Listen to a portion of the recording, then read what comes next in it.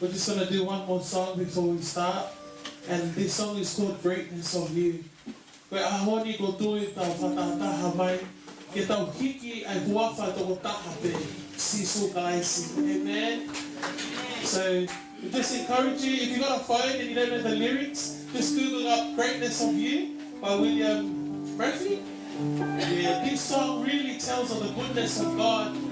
You know, in sad times, in happy times, in times when we've lost someone, in times when we're broke, God is still good. Nothing will ever diminish the greatness of our Lord Jesus Christ and what He's done for us. And so we sing this song.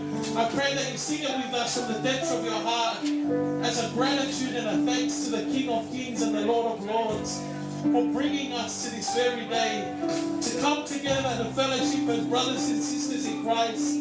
We're in a country, family, that we can still do this freely. There's countries out there like China that will get killed for gathering like this for the name of Jesus. So while we can, family, let us come together with a heart of praise. Let us come together with a heart of worship to tell God how good He is. Amen. Greatness of you.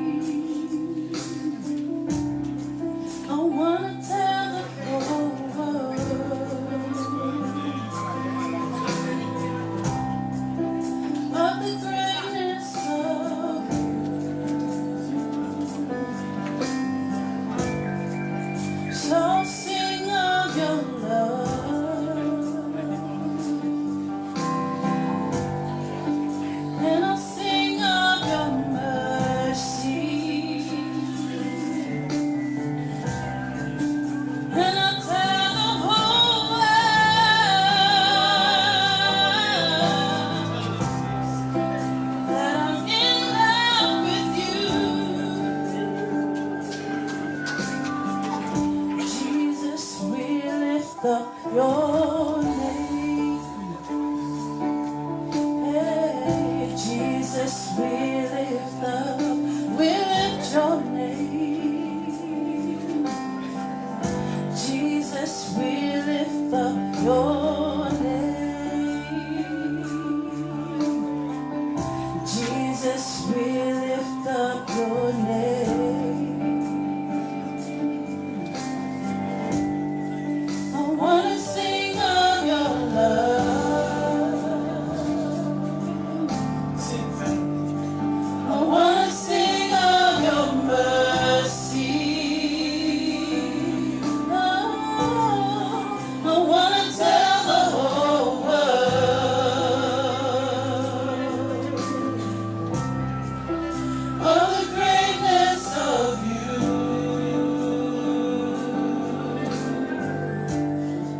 So I sing of your love, sing of your mercy, and I sing of your mercy. And I tell the whole world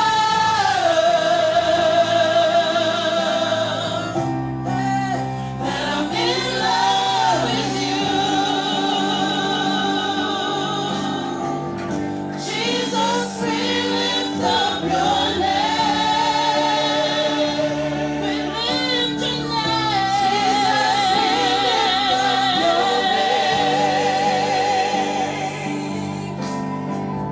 Jesus, we lift up your name. Jesus, we lift up your name. Jesus, we lift up your name.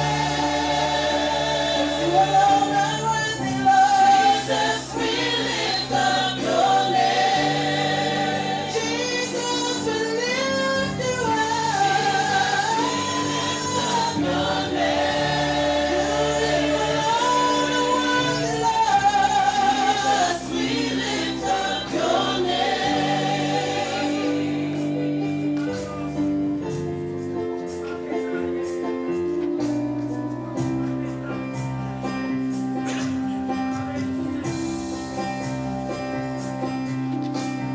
Lord, we come to lift you up. Hey, friends, we lift you up. Jesus, every day we lift you up.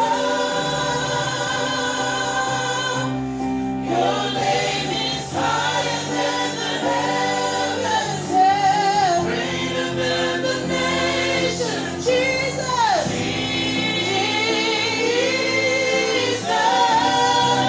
your name is higher than the heavens, greater than the nations. Jesus,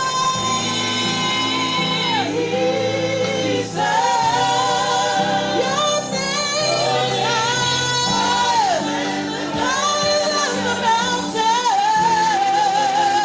greater than the many nations. Jesus,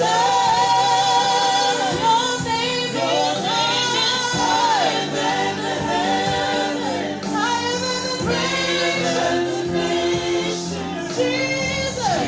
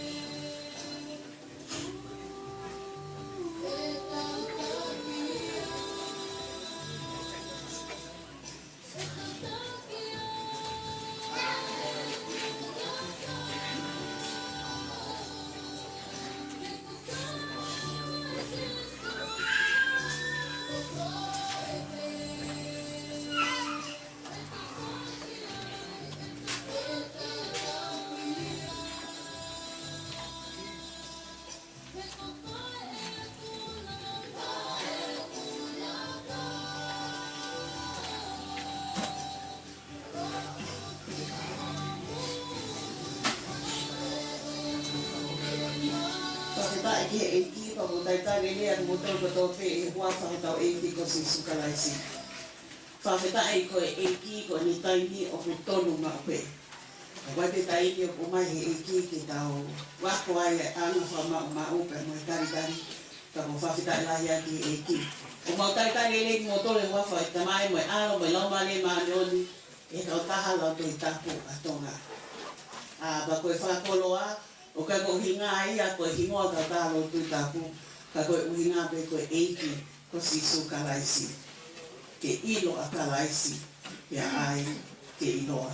Tai tari mo tole whakonita mo kore whamoremore atu ko hui koe tolo e ki taimi uhanga ko whalea ki mua o kutonu mo pe taimia ai eiki. Ko i hene Faifekau, ka teo kamata whahokoko atu pe o whataukea te tauporo kalama, ko hinga me ka papuai ha iuwhena o mo whikau, ke ngahi aitemi he whiaf koe ni, can you please let me know. Ko tau fellowship he pompom he whiafi koe ni, koe ko hasias, o koe kai ko Kautaha Lau Tohitapu, ka koe eiki ko Sisu kalaisi. Koe prokalama e kamata pe i he mea mai ai kau Faifekau, ka himi olaki e lawa tuia e he Faifekau, ke io whaewai, lotu kamata e whahoko atuia e Faifekau Scotty Latu. E mea taitani e whahoko atuia e Faifekau Simote Vazima Finau. Koe identifika o laki e whahoko atuia e he youth o siasi o tau i heni i he ionau ap siasi a iu whai Tokaikolo i a karaisi. Koe identifika oa, ko koe atu ki he Just Jesus, o mo tolu te mo hoko mai ke identifika oa. Koe identifika tolu, koe mo ui i a karaisi, fellowship. Hoko atu ki ai pia mo e whiui ana mo e ki youth, koe toki hoko ki he mate mātonga band. Ka whitai ki e ki koe, ka mate mātonga ene o kutau heni, te whailangilangi ki e ki. E toki whahoko atu e he Faifekau sea o ka tanga i whiaf koe ni, e se Toefoki hono introduction o i tangata Malanga i whiaf koe ni, Faifekau, Penisimani Akauola Tonga, ka hoko atu ki he whama o kōpō, pia te toki whataukei atu ai hoko atu ki ni. I he lotonga e mea mai kau Faifekau, in my heart o ko tuipea o ko wai tō lahi, I have no idea what Scripture Union does. And what the Scripture Union stand for. Is it a church? Is it just a group? Pengau e Kautaha Lau Tohitapu, meni ki he whanau a ko. Kona whanotahi nau tolu, ke nau tari ai eiki ko Sisu kalaisi. Pea ai ke iloa kalaisi na mo ui. And you can't do that. Ka wake ke ke lau whaka ahe wholofola, pea ke talango foaki ai. And after that, we ka tafoki ki o mo mai siasi. Oh Lord, koe ngā ui e Kautaha Lau Tohitapu. Koe kua ngā ui ke whakatulu, koe ngā ui to equip the youth of today, the mothers and fathers of tomorrow, ke mo ilo a kalaisi, pia ke ilo a kalaisi mo apiako, ngā ui anga ka maha mai whamili, pawhita ki eki.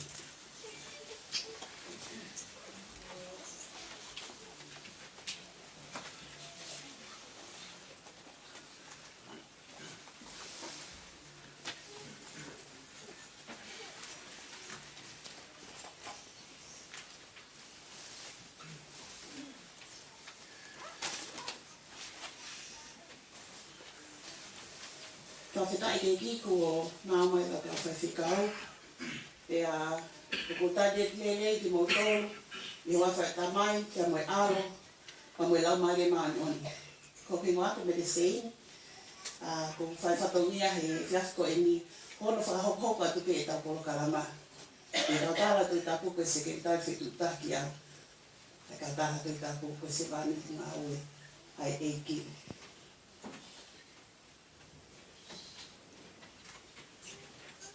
Koe ka wenga o e whiaf koe ni, koe ofa a Sisu ki Tonga.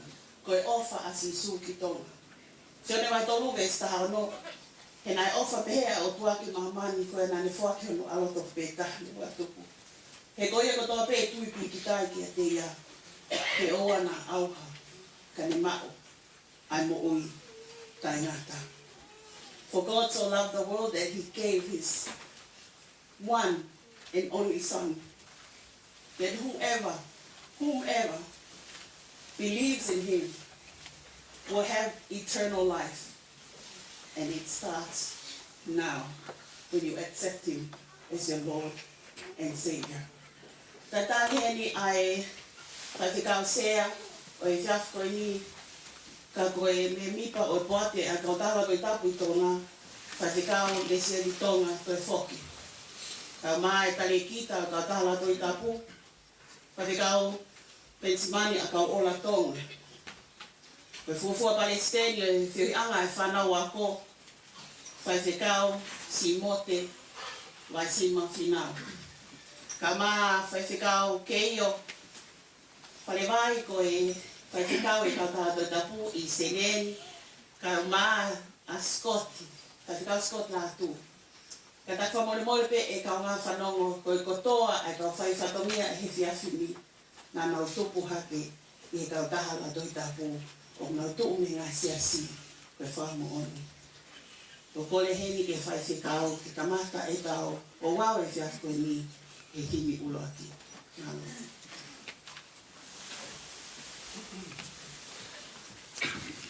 Wholawhala hime whai ake tau whawhetai e whiawhikoen. No te au ngā whuluma whao e himi, tā wha, kore pe mua ke kānake punake, te uratu e vesi uraki, mo hiwa mai vesi ua pa mo vesi no. Tā wha e ngai himi, mo katako mea ke tau hiwa. Eiki koe ofa au, koe moana loloto, Moni.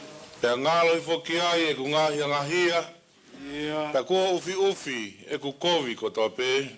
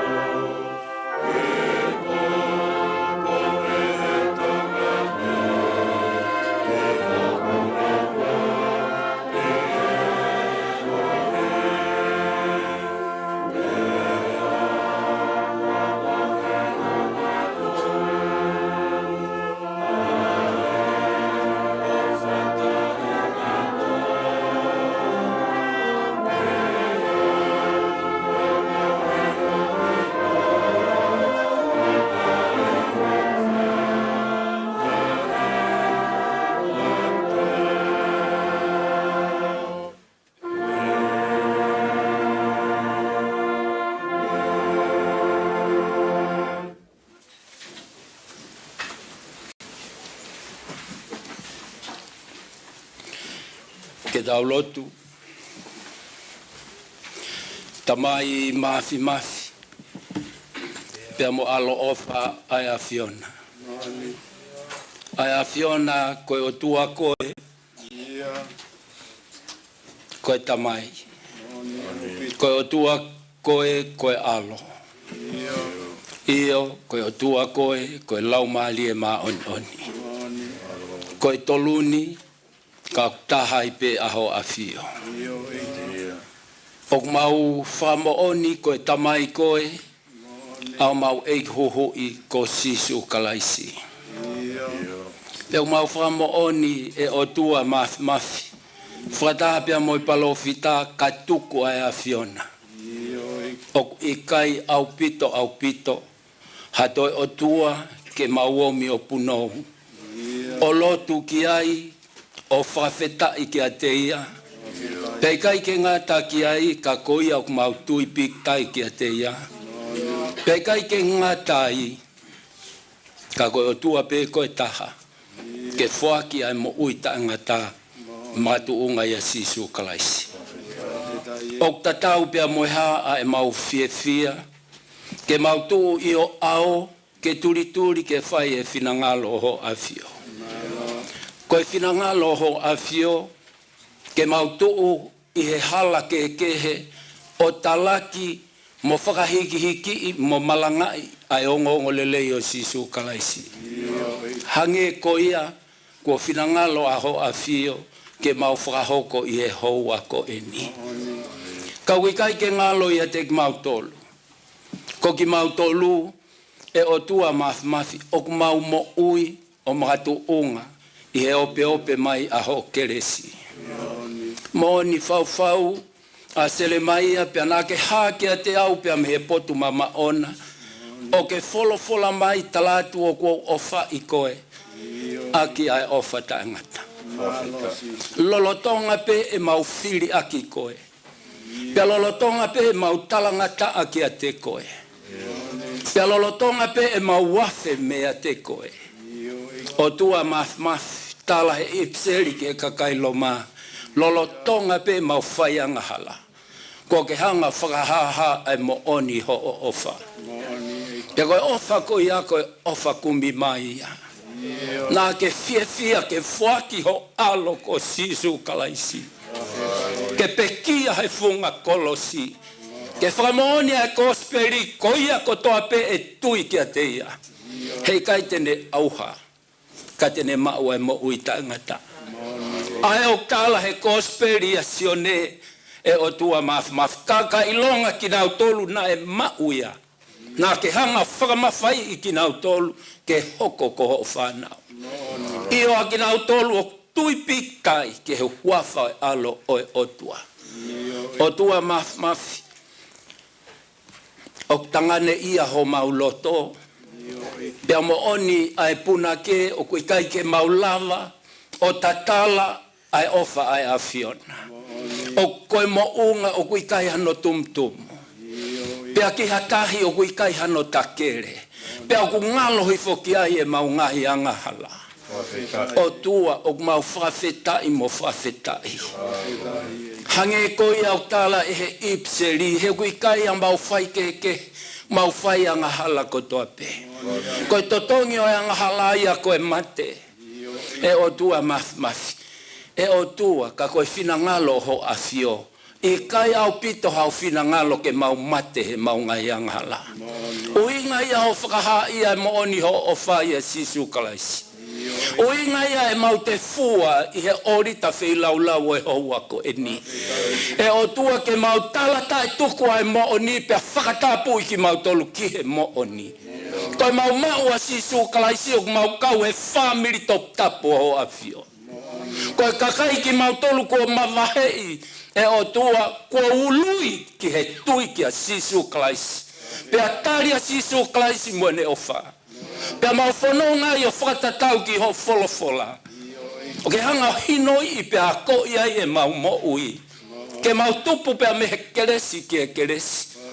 O mau au sia ai whinangalo ho afio. E Otua mau i heni. Tau nofo i ho mau lotoa tau mama o atu e keresi. Pea fie lau he koe uho ho a fio ko ofaia. Pea ko fina ngalo ke mau kotoa pea e mo ui. Pea koe mo ui ko ia ai o tala he gospeli. I loa ngā mea nai nofo i he tokotaha ko ia koe mo ui. Pea koe mo ui ko ia ko ia e mau māmai he māmani ko ini. E o tua mau fie mo ui kotoa pe iho ao. Kai ke tuu ai mo ui a hapotsi asi tapu neongo koe sino haa mai a ho a fio. O ke hanga toi whakamahino ki a teki mau tolu. Koe mo ui o mau pe ia Sisu kalaisi. O hinga ia e mau heni pia mo e fatu e polo kalama o e aho koeni. Dau ne omi ke a teki mau tolu e ngai whakau ke mau sio ke kamata anga o mau ngai mo ui.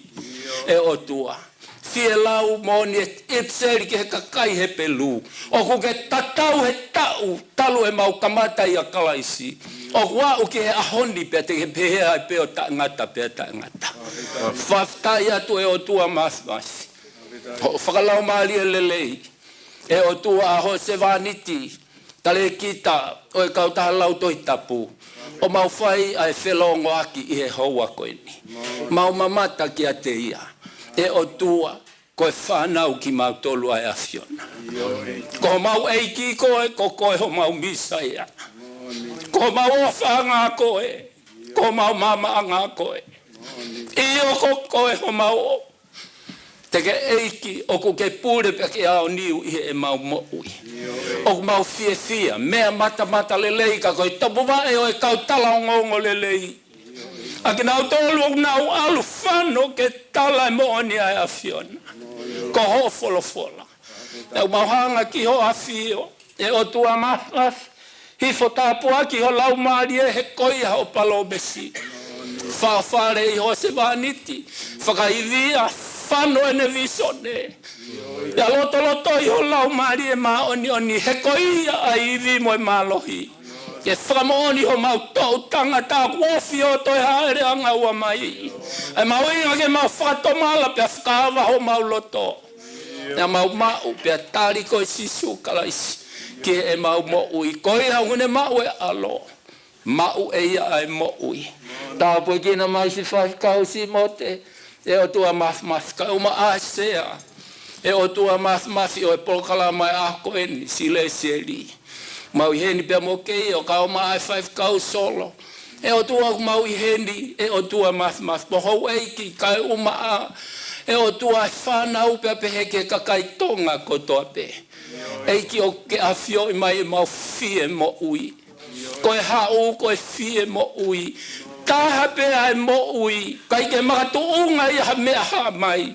Au makatu unga ia ho mau eiki, ho mau misa ia ko Sisu kalaisi. Au mau lotu eiki ke hifo tāpu aki. Ke mau whanongo ki ho tuki i pe whakawa e matapa ho mau loto. Ka ke hoko mai o whakahoko ho ngā ue fungani. He oku aki mau tolu e tō. E Otua mo e tauhi. Ko e whakamo ui o whai e lau maari e maa oni aho a fio. Hifo tāpu aki e Otua e whio ia ngani. Pea mai kamata anga o e whio hi o mau whai. Ko i ke whaka au ai pea e a whiona ki mua. Nake o e langi pea mo e koloria. Lotu ia pea mo e hu mo e kore. Whawhitai o mau whai. Mau kore kotoa pe eni i he huafa ho alo ko Sisu kalaisi. Ka koko ho mau whakamo ui. Amen.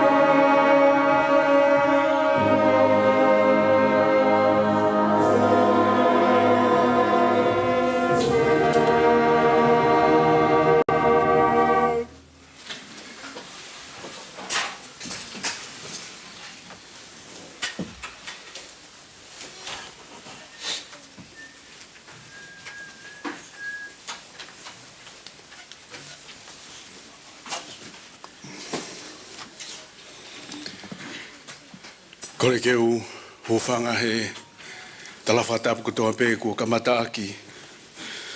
Ai lotu whawhetai o aho koen. Kai whakakakato ai whatongia. Pea tala mo ka pui ai whakatapu. Whawhetai ki he otua mafi. Mo ni pea ai palofita. Koe fuu ofa pea sihova. Oku tau pehē ni ai. Whawhetai ki he otua mafi. Ko hono lau maari e maa oni. Pea fofo, pea ko hono fofo ngā a ene folofola. Oku whai ai ho tau whakamama. Ai hala whanonga. Oku tau whanonga ia. Oku whie taritari lelei ki mou tolu hono kotoa pē. Si ngāhi tamai. Si ngāhi whae. Ngāhi tokoa. Ngāhi tua whawhine. Kauma ai whanau e whiafkoen. Taitali lei ki mautolu i he huafa ho tau eiki ko Sisu kalaisi. I ho mau mea mai o fie whanongo ki he wholofola o e mo'ui. I he Kautaha Lau Tohitapu. O kui kai hatoe mea e mahu inga ki he mo'ui a e tokotaha Kristiane pe koe tokotaha Klopu Lau Tohitapu i māmani kotoa pē. Ka koe mo ui o lau whakaaho ai wholofola ai eiki. Pea mo ui aki. I he lea, pea mo i toonga mo ui. O whakatatau ki he kaweinga ai Kautaha Lau Tohitapu. Ke ilo i akalaisi, pea ke ilo atu i he mo ui. To know Christ and make him known. Ke hoko a e tau mo ui. Ke lau i ho tau kau ngā whanonga ai wholofola ai eiki huhui. I he tau toonga mo ui. Ki mua pia nau lau ai wholofola ai tohi mā oni ai taha i tohi. Ka te nau lau ai wholofola ai eiki. I he whakafotunga.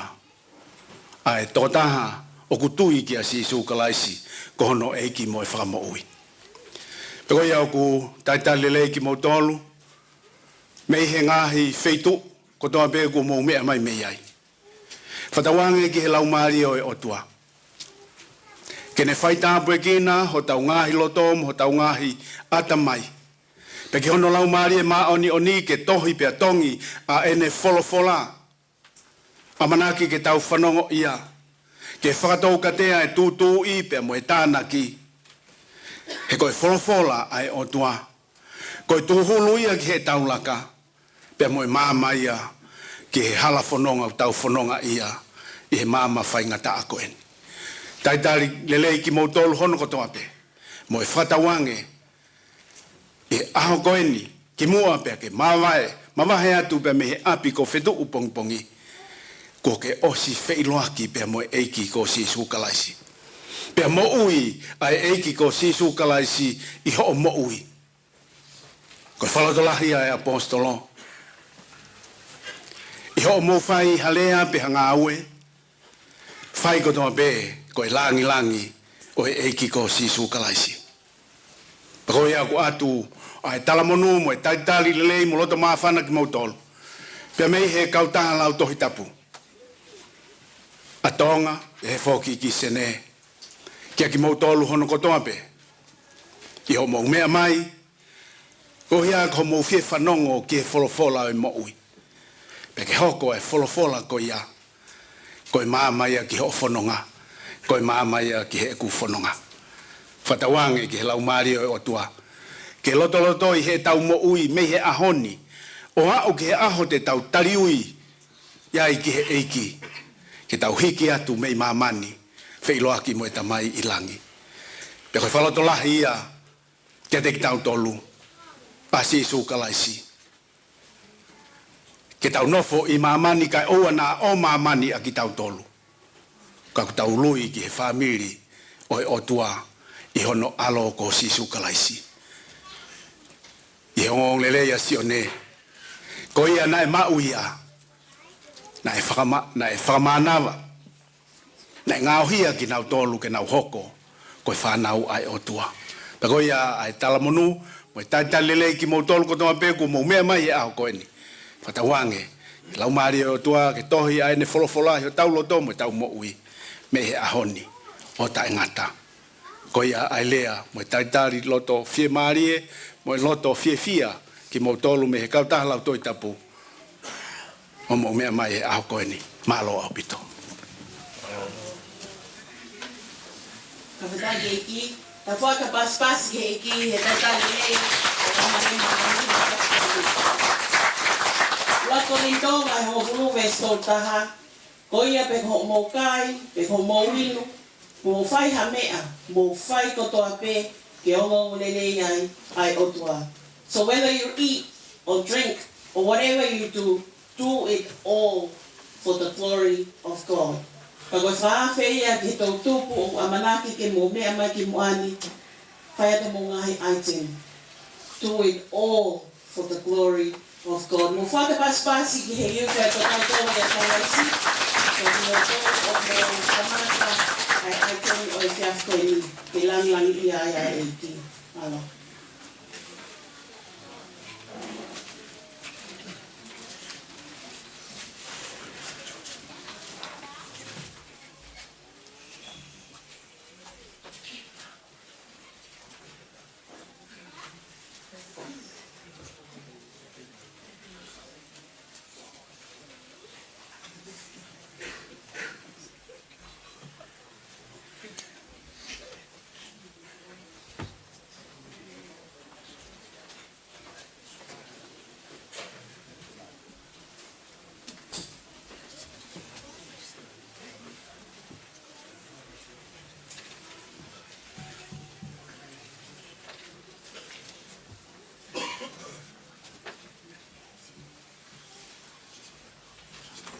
Sai ki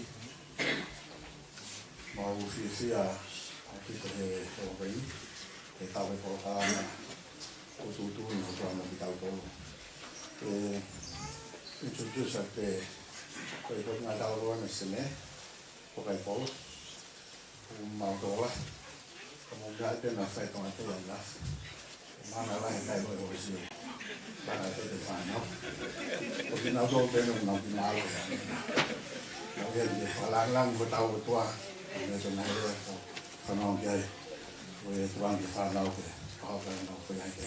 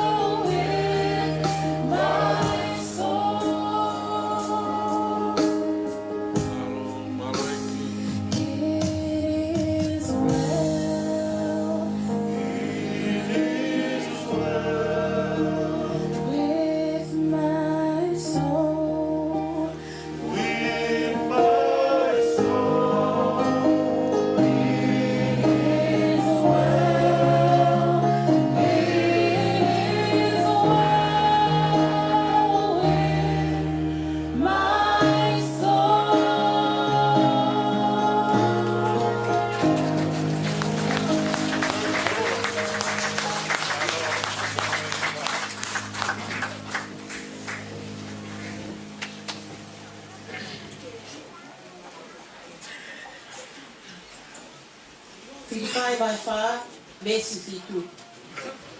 And because you belong to Christ, God will bless you with peace that no one can completely understand. Pea koe nonga ai Otua ai o mama o i tatai o i atamai kotoa te tene malu i ho molo tō. Ngai whakau i a kalai Sisu. Tau foaki paspas ke eki e tau Talekita.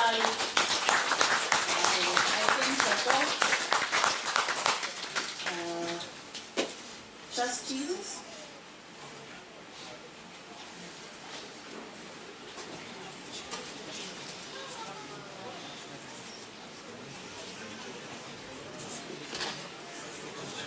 Ia te teo mai ai trust Jesus, ka ki te tongu sisi at pe ki he ai te koe after trust Jesus o koko mai ai new life youth o Fetongi ai mo ui a kalasi. Ai, oh sorry, o Fetongi ai whihi anga mo e ki.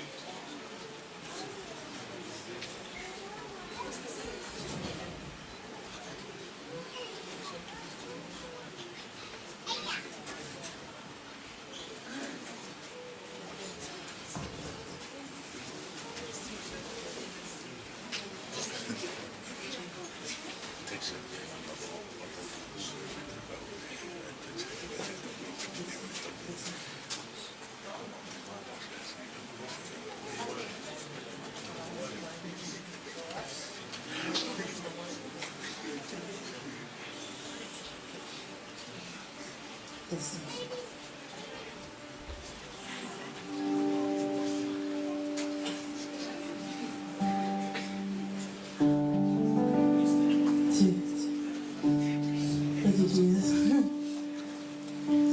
Praise the Lord. The song we're going to sing is called The Blood. Basically about the blood of Jesus. Thank you, sister, for sharing that scripture in Corinthians. If it wasn't for the Lord, we wouldn't be able to do any of this. And so with every fiber in our being, it only makes sense to give our all. Don't mind us, we're still getting ready. Thank you, Jesus.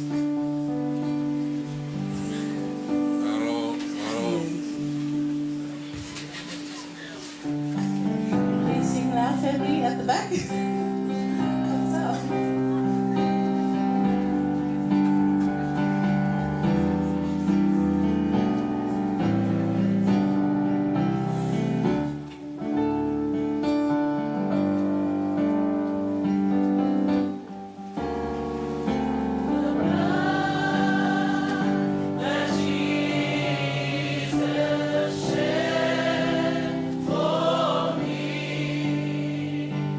Well,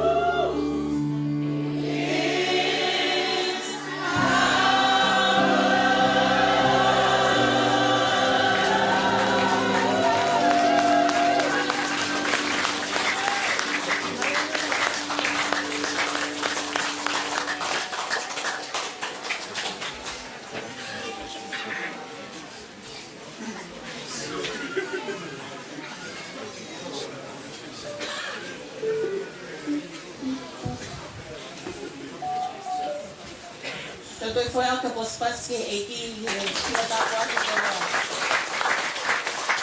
when you meet together, sing psalms, hymns, and spiritual songs as you praise the Lord with all your heart. Always use the name of our Lord Jesus Christ. We thank God the Father for everything. Koe pōhiwa, pāwhetai mo whakalangilangi i eiki. That was Efeso Memipa hiwa ki he wanoa. Tau tari lele tau ai temi hoko ki he fiafkoe ni. Ai a koe mo ui i a kalaisi. Mo ui a kalaisi a hikia. Waka baspasi mo ui a kalaisi. That's what they came on your life behind the mo ui a kalaisi.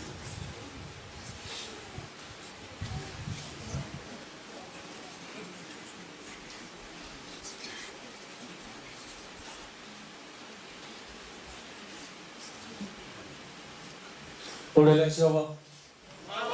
Mawaipe. Ole mo fai maki bali e fiafo. Amen. Mau fefia e fiafo ni. Mau lele mai me youth new life. Penstown. Ke fai skiti e fiafo ni. Pea rego lau e kau Faifekau ki mua. Peta wau fai ke moleta auha. Pea taha Sioné vai tā whawesana ora ki me ua. Pea mai, oa na mamaha molo tau mo tui o tuatu whakate au. Ua, i whale o tamai o kuiai e ngahi na whanga ulahi ka nei kai pehe kou talaka tiki mo tolu, te o alo te teu e potu ki a te koe mea moa. Paka ka veinga e mau tulamai e fiafo ni, mau ki skiti, ko ilo pehe hoko tā kuaki, whala tulahi a tira na tolu, mau. Alo.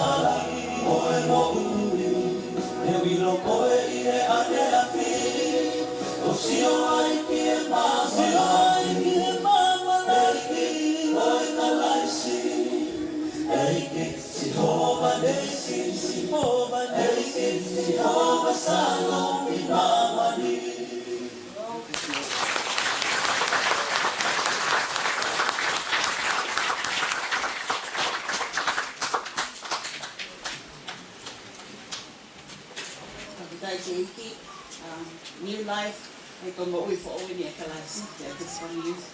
Pafita ke iki ko hito e hina tapa action song to whanongo ki ai. Po ia o kuia kalasi o matu atu atu ko o. Whatever you have done in the past, erase, forgive it, starting again. Ko whawha o whai ai eki o tātau ki ai. Ko e ai tem hoko, o ko kaitalele ai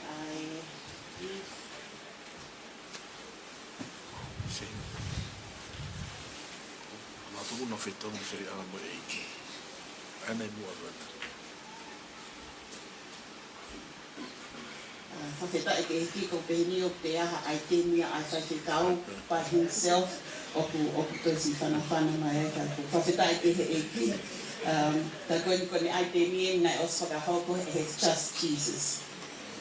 Ka takpe ka pau pia ha you whenau te ke oso mo u item, just let me know. He ku whakamawhana ai tau ki wa whakalangan ke eki he whiawhi ko eni. E tuwangi whaingamari e ko eni, ka pau ke te hataha, let me know immediately. He ko whaingamari e ko ni te tukuangi ki he mate maatonga band, ke nga whahoko mai ai whalanglang eki o e hoho ko eni. Mai.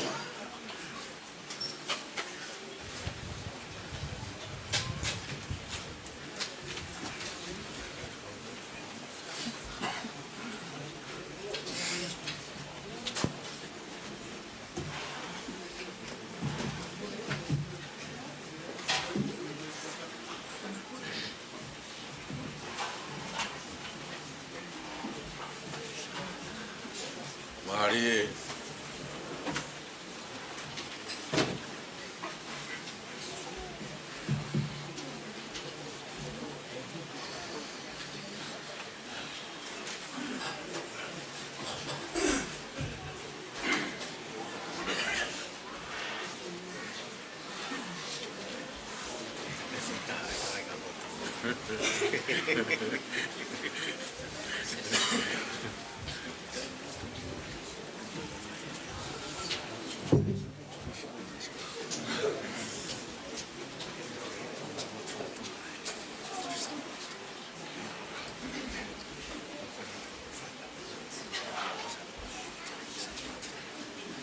Mari Mari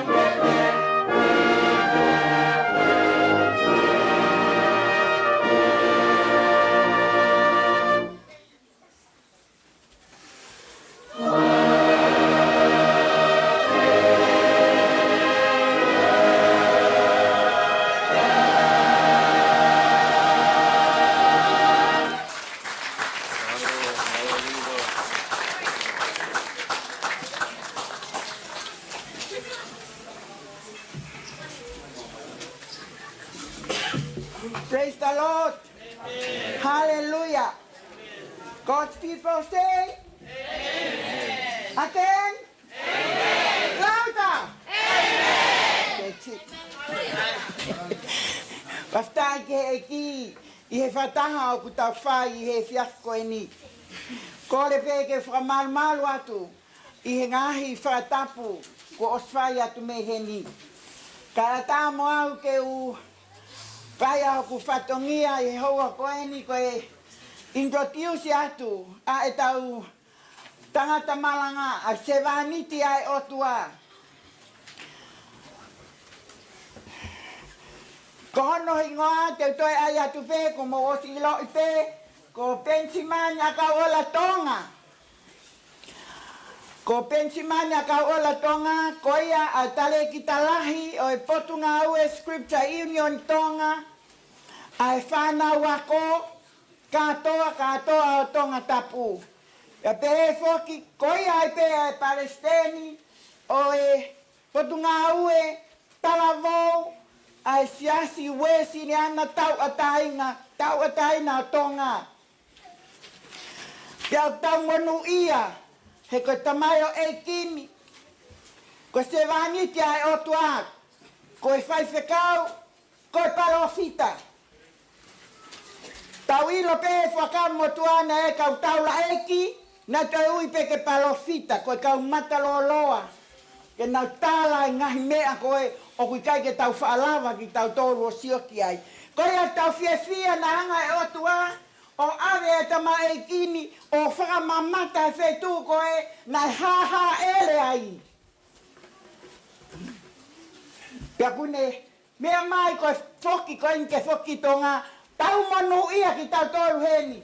Koe ui ke tō mai ai ngahi, Faifekau mahu inga ai Otua ku whai ke tamaio e ki, ke ne omie ngahi lea kotoa ko ia ke whakakoloa aki ki tau tōru. I he fiasko e niwikani e akan ko whera, ko no winga, ko ilo pe mo osi. Te mai ke mo tari ai message o e fiafiko e ni. Tau pas ko tā mai ka Penisimani, Akauola Tonga, ko e Faifekau ia. Ke ne whaia e tau Malanga, I he fiafini. Kore peke kau hiwa ke te whasi mai pē-taha-ne-fakatupu wesi uruaki pe. E ki koe ofa au, koe moana loloto, pe ngalo I whukai e ngahi a ngahia, pe gofi ufi e kovi kotoa pe. Mo mea pe lalo, wesi pē-taha.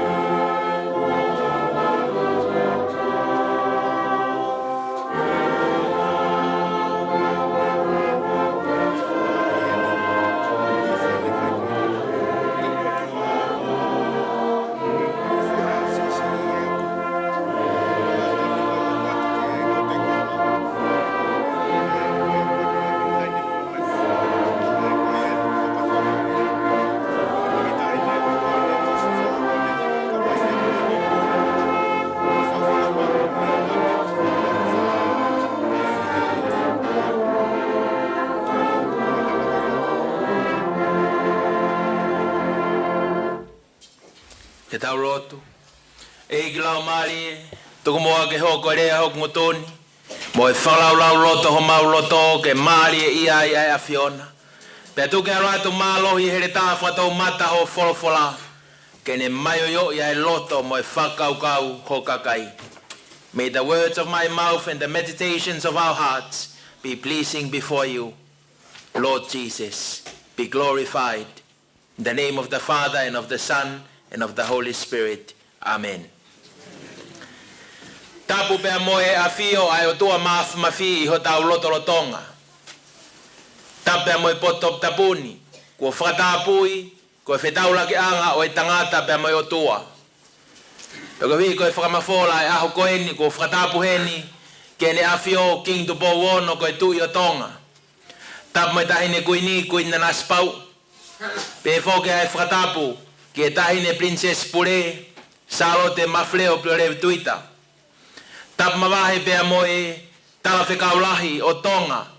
Ki Australia. Tahine Princessi. Encherika la tofu-pē-taha.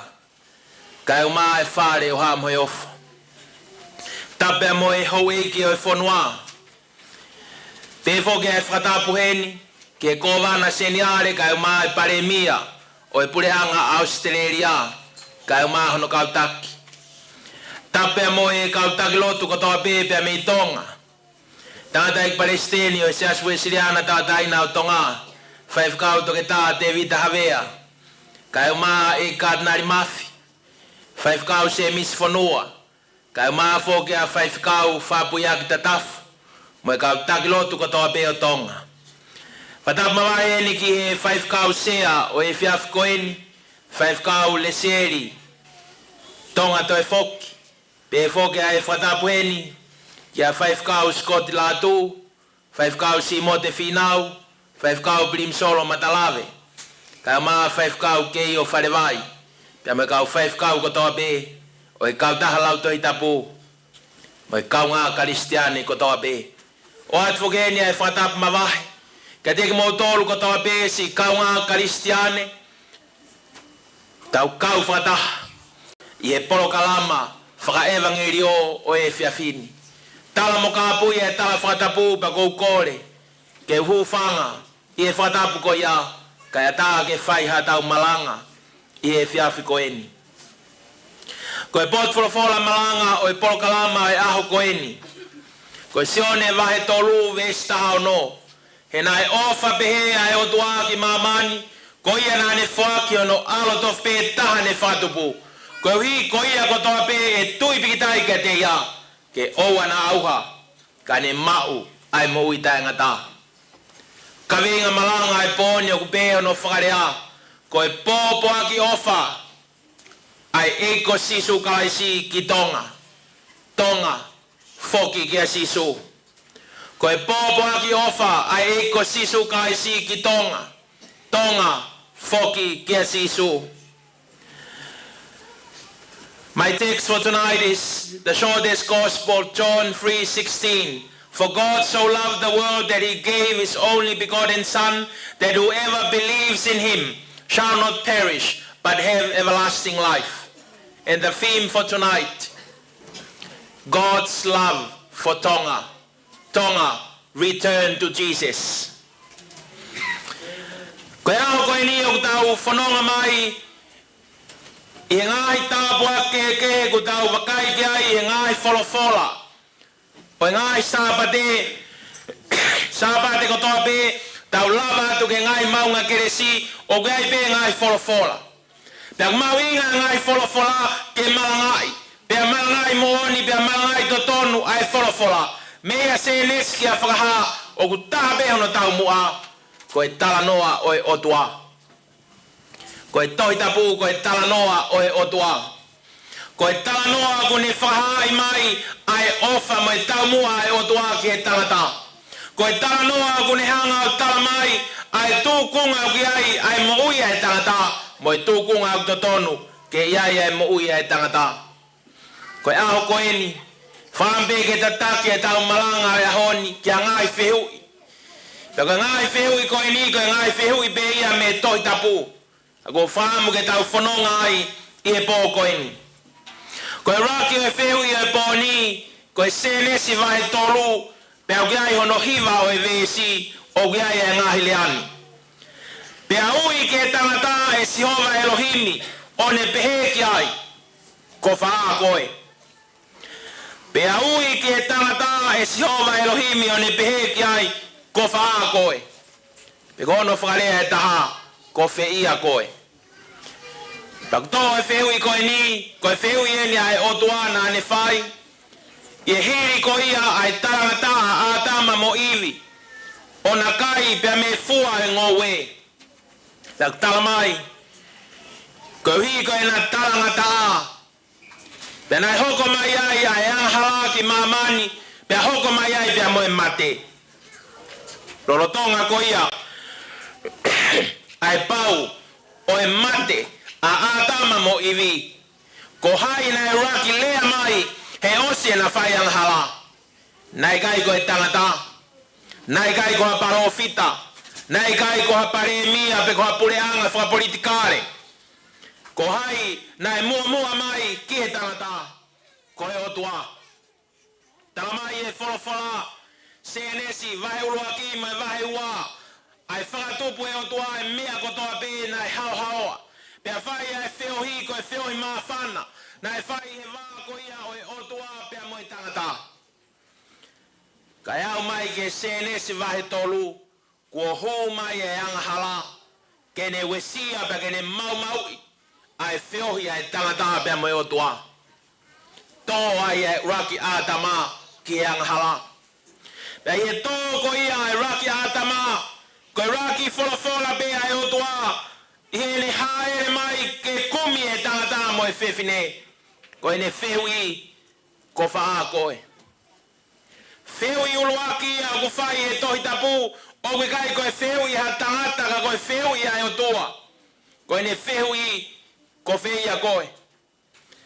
Kono whahoa mai ka tek tau toro he aho ni. Ko e whehui a ku omi ka tek tau toro ka kakai Tonga o Australia.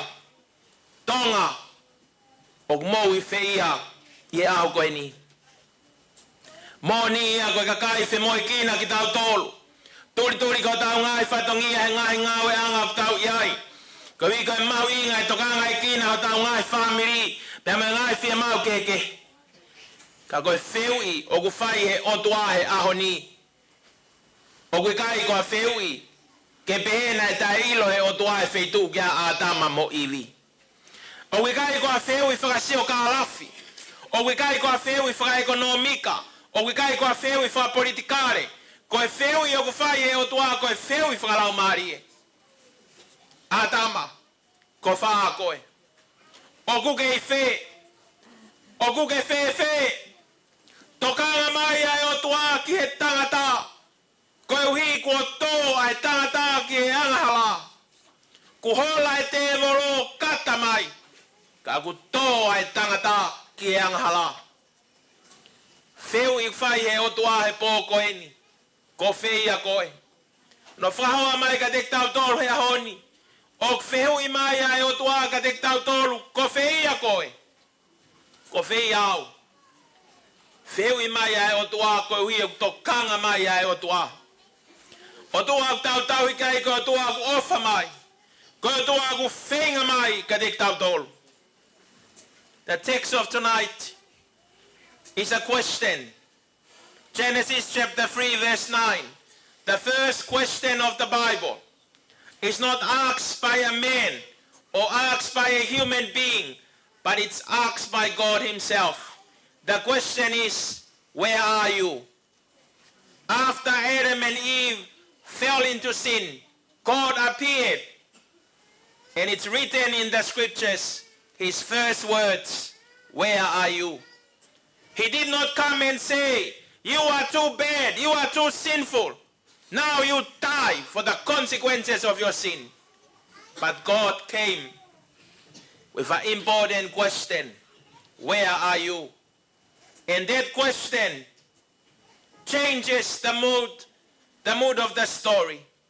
It changes the story from judgment to God's love. Mari e iaho ni, tō e tangata kai peke te ahataha ia. E tokanga mai, ka koe Otua toko tahape. Koe whawhetai anga ia ho tau lau mari e, weekend koe ni tau whamanatu ai. Ai konistu tone pea mo e Tonga tei. Koe whamanatu ia, ai mea na e whai e sihova i ho tau whonua. Whewhea Tonga e honi, whewhea kakai Tonga I muri. Wheu I o whai e honi koe wheu I kia te koe pea mo au. O kuke I whe. O kuke I whe I ho mou I whalau maari e. Nā ku tau mau rotu pehe sāpate mo whakakato I o wau rotu. Ka kui kai kia tau vā pea mo eiko Sisu kalaisi. I kai kia tau personal relationship pea mo eiki. Kua pau ke tau maheni pea mo eiki. Haere mai a eiki e aho ni. si ofa mai e ki a tama mo iwi. Ko vina nau feohi pe, na yongo pe a tama mo iwi ke leo he Otua. Ka ia honi, ko hoko mai e anga hala. Kene hanga o take ia a tama mo iwi. Kai ke na toi whanongo na ua ke leo he Otua. Na whanongo na ua ke leo engata. Palopare mai a Tonga he ahoni. Ko tau hiki me whanongo ke leo sioma. Tau whanongo ke leo e politikare. Tau whanongo ke leo e ekonomika. Tau whenga ke tau whanongo ke leo māmani. Ne omi ai e leo e tangata. Ai to tonu ai tangata me ngahi mo oni whakai tangata. Ka wikai ke aha taha ia e tokanga mai. Koe Otua be. Rak whehu i be ia e Tohitapu koe whehu i nai whai he Otua. Atama. Ko wha koe. Whehu i tatau be ia whai a honi.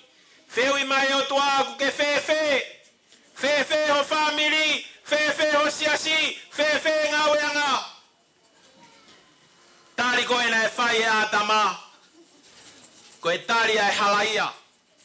Koe tari ai tokotaha kua tōke anga hala. Nā ku whanongo ki o reo he ngau e tapu. Peau mana wahe. Ko hi kua tere fua peau toi toi. Ho ek me ka inga. Wakai a ki e whakaririfu e anga hala. Ki e mea au whai e anga hala ke tau moui. O kune hanga whangari ware ki tau tolu. Kai whawheta. Whawheta ina e kai ngata ai. Ai whenga mai ai Otua. Kai hoko e wheu i o whai he Otua. Ke whamahino. Neongo e mau lawa iwi mo atama. Kapusi pe kai ta off. Hoko mai kuonga. Ko iwi o setane e whangatangata. Wheu i whika raki ai pōko eni. Si kaunga karistiane kai o e Tonga kotoa. Oku ke i whia. I o mou i whakalau marie. Mahalo pēna ke Australia Sisu. I roa Tonga hau ke i ako he Kautaha Lau Tohitapu. Pea mau peho whainga maari e pake monu ia tu maari e ngalo e Otua ia. Hau koko nā inu kai riake Otua ia. Nā ke lotu o kore ke aho skolasipi. Pake hau peho mau e skolasipi ngalo e Otua ia. Koe ahoni o wheu i mai Otua ki Tonga. Tonga ku ke whia. O ku ke whewe. Koe wheu i aku whai. Ki he Tonga kotoa. Ke tau manatu. Ko Tonga na e tuku ia ki langi. Koe mau inga koe e tuku whanua koe na e whai ki langi. O kui kai ko tupo uluaki. Ka koe e ko Sisu kalaisi i e mo uia tupo uluaki tapuange mo ia. Na e whai ai e ne tuku whanua. He na e baptaiso e lau maari e maani o ni pangai hapai. Pea haere ai e tui o whai a e tuku o Tonga ki langi. Pea mo mea e hoko ia e mahina koe ni. Ua noa nove maa taha tolu hiva. Kovina nite na e whai e tupo uluaki pea mo e Otua. Pea na e magatu unga e taha tolu hiva. He na iai e taha tolu wha. Utu hiva wau na hifua e lau maari e maani o ni. Pea ki mua i e taha tolu wha na iai e taha ua ono. Na iai e taha ua ua. Na iai e taha fitu hiva fitu. Hau e lama sa mo e lotu pea toi hake mai mo misa lore. Hau mo misa Tomasi mo misa ha Sioné. Koe o mai ke ha. Koe o mai ke whao mai ki Tonga. Ai leo ofa e Otua. Tonga. Foaki ke a Sisu. Koe paloparema tau whanua mo tau kakai Tonga. O kai koe paloparema wha ekonomika. O kai koe paloparema wha politikare. Ko tau paloparema. Ko tau riake Otua. Ko whalala e Tonga ke ne panga. Whalala e Tonga kono matai tohi. Toko aku poto pe ia. Lahi pe no maa mono toke ta. Lawa pe ia. Ia no poto whakai tangata. Kene ave ia ke Otua. Koe ahoni. Kalo pea ulupunoa atama mo iwi. Kai ke lava eha mea ia kene ave hinaua ke Otua. He koe anga hala. Kai be ke lava ia solova. Whewi uluaki ia e pō koe ni. Koe ua e whewi. Senesi. Vahe ua. Leo ki ai vesi hono fitu o ki ai ngahi leani. Pea lea ai sake ke ne tamai ko e palaha me o pehē. Ala tamai, pea ne tari ko au tama. Pea ne pehē. Ko e afi e mo e fefi e. Ka ko e fe ai lami ki e fei lau lau. Ko e afi e mo e fefi e. Ka ko fe ai lami ki e fei lau lau. Tanoa mai e toi Sioné si. Hanga e Otua sivia e palaha me pa mo mea e tala noa. Sivi ko ia nai fai. Faifekau e Otua. Ke fei lau lau ia Isaac. Pako na kaka ke kohe mounga mola ia. Pea fai ai e Isaac e feu I mari e koeni. Ko e afi e mo e fefi e. Ka ko fe lami ke fei lau lau. Pea kutari pe e palaha me feu ia Isaac e ake ne talange. E tokonaki e Otua ne lami ki e fei lau lau. Kai whawhetai. O kui kai ke engata pea e whehu ia Isaac e he toi Sioné si. Kai tuku mua siasi ke tau, me kai ngā lotu, me kau ngā karistiane, me Tonga kotoa, tuku mua ke tau tō mai e whehu ia Isaac e. Ke tau whehu ia ke Kautaha Lau Tohitapu. Ek soto, mo tari mai, ko whea e lami ke whei lau lau.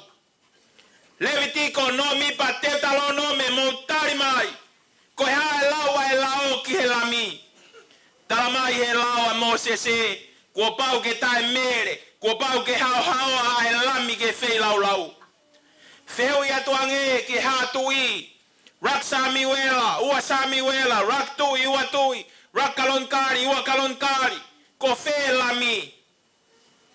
Tari mai e hatui o Lesieli. Tono no kotoa pē, kai kia taha ia e tau. Nā mo te vita te re, nā e hinga pē ia pēa tō. Nā mo Solomone mo hono poto, tō lalo katoa pē, kai kia halami ia e tau pe whiunga. Tau whiu ia ke kaupalofi tā, ai sea mo sere mai ia mo tari mai. Tari mai ho sea mo emos, se whana ia hake ai mo malakai. Ko whelami, tari mai he kaupalofi tā. Ko e lami taha pē, ko e lami ai Otua. Ko e Otua pē, ko ia pē tene tōnaki ai ne lami. I pēteri hema, siuta, e aloi mai ai misa ia, ko e whamou I ko Sisu kalaisi. Whetari aki e fuakawa motua he whehu ia Isaac e. Kai kia taha ia e lava tari tonu mai. Kai toki pehē mai ia Sioné baptaiso e auha e baptaiso ai ia Sisu. Sioné vahe uluaki. Wakai ko e na e lami ai Otua. Ai ok ne ave ang hala māmani. Lea mai ia Sioné baptaiso ko Sisu ko ia e lami. Tā kui kai ko Isaac.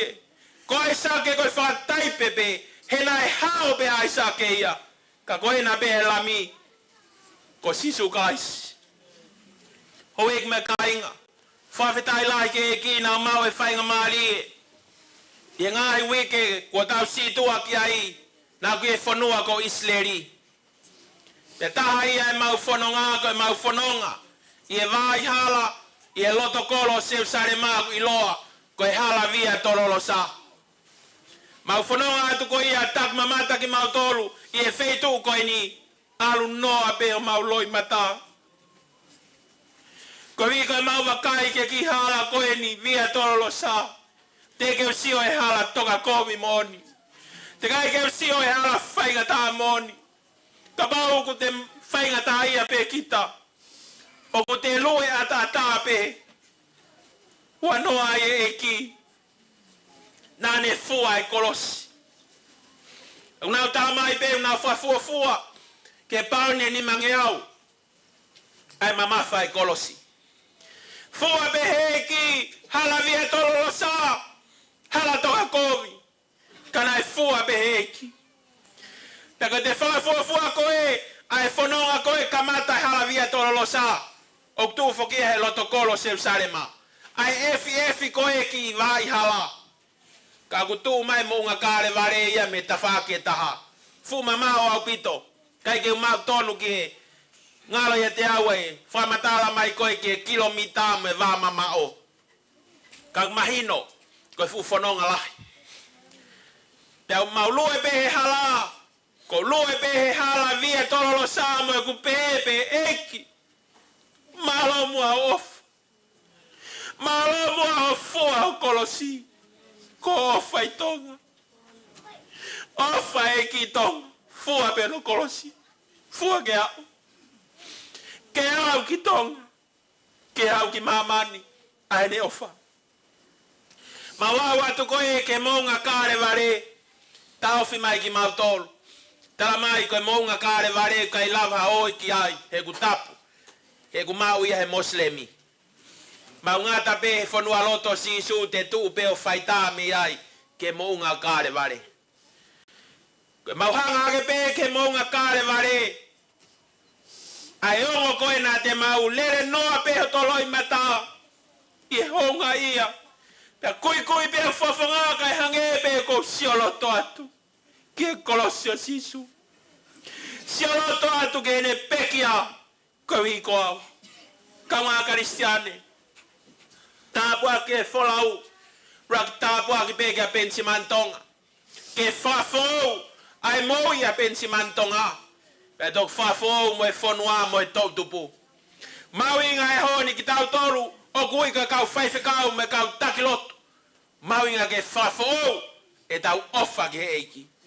Na kua tau whai. Whao wau pe whatongia. Whai pe ku tau wanga. He whai tutuni e siasi. Ahoni. Fie mau ia ke toi whawhau.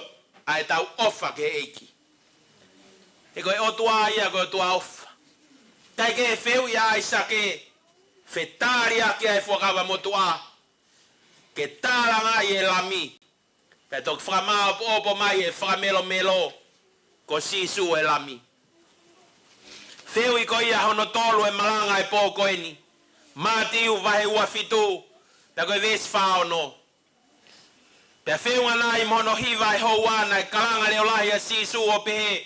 Ilai, lama sapakatanai. Ai au tatau mo e pehē. E heo kua tua nā ke riaki au kai ha. Koe wholofola tonu pe ia Sisu me kolosi. Wheu i au whai e Sisu e Otua. Koe haa ko ke riaki ai au. Koe wheu i Maari e kune hanga au tala mai.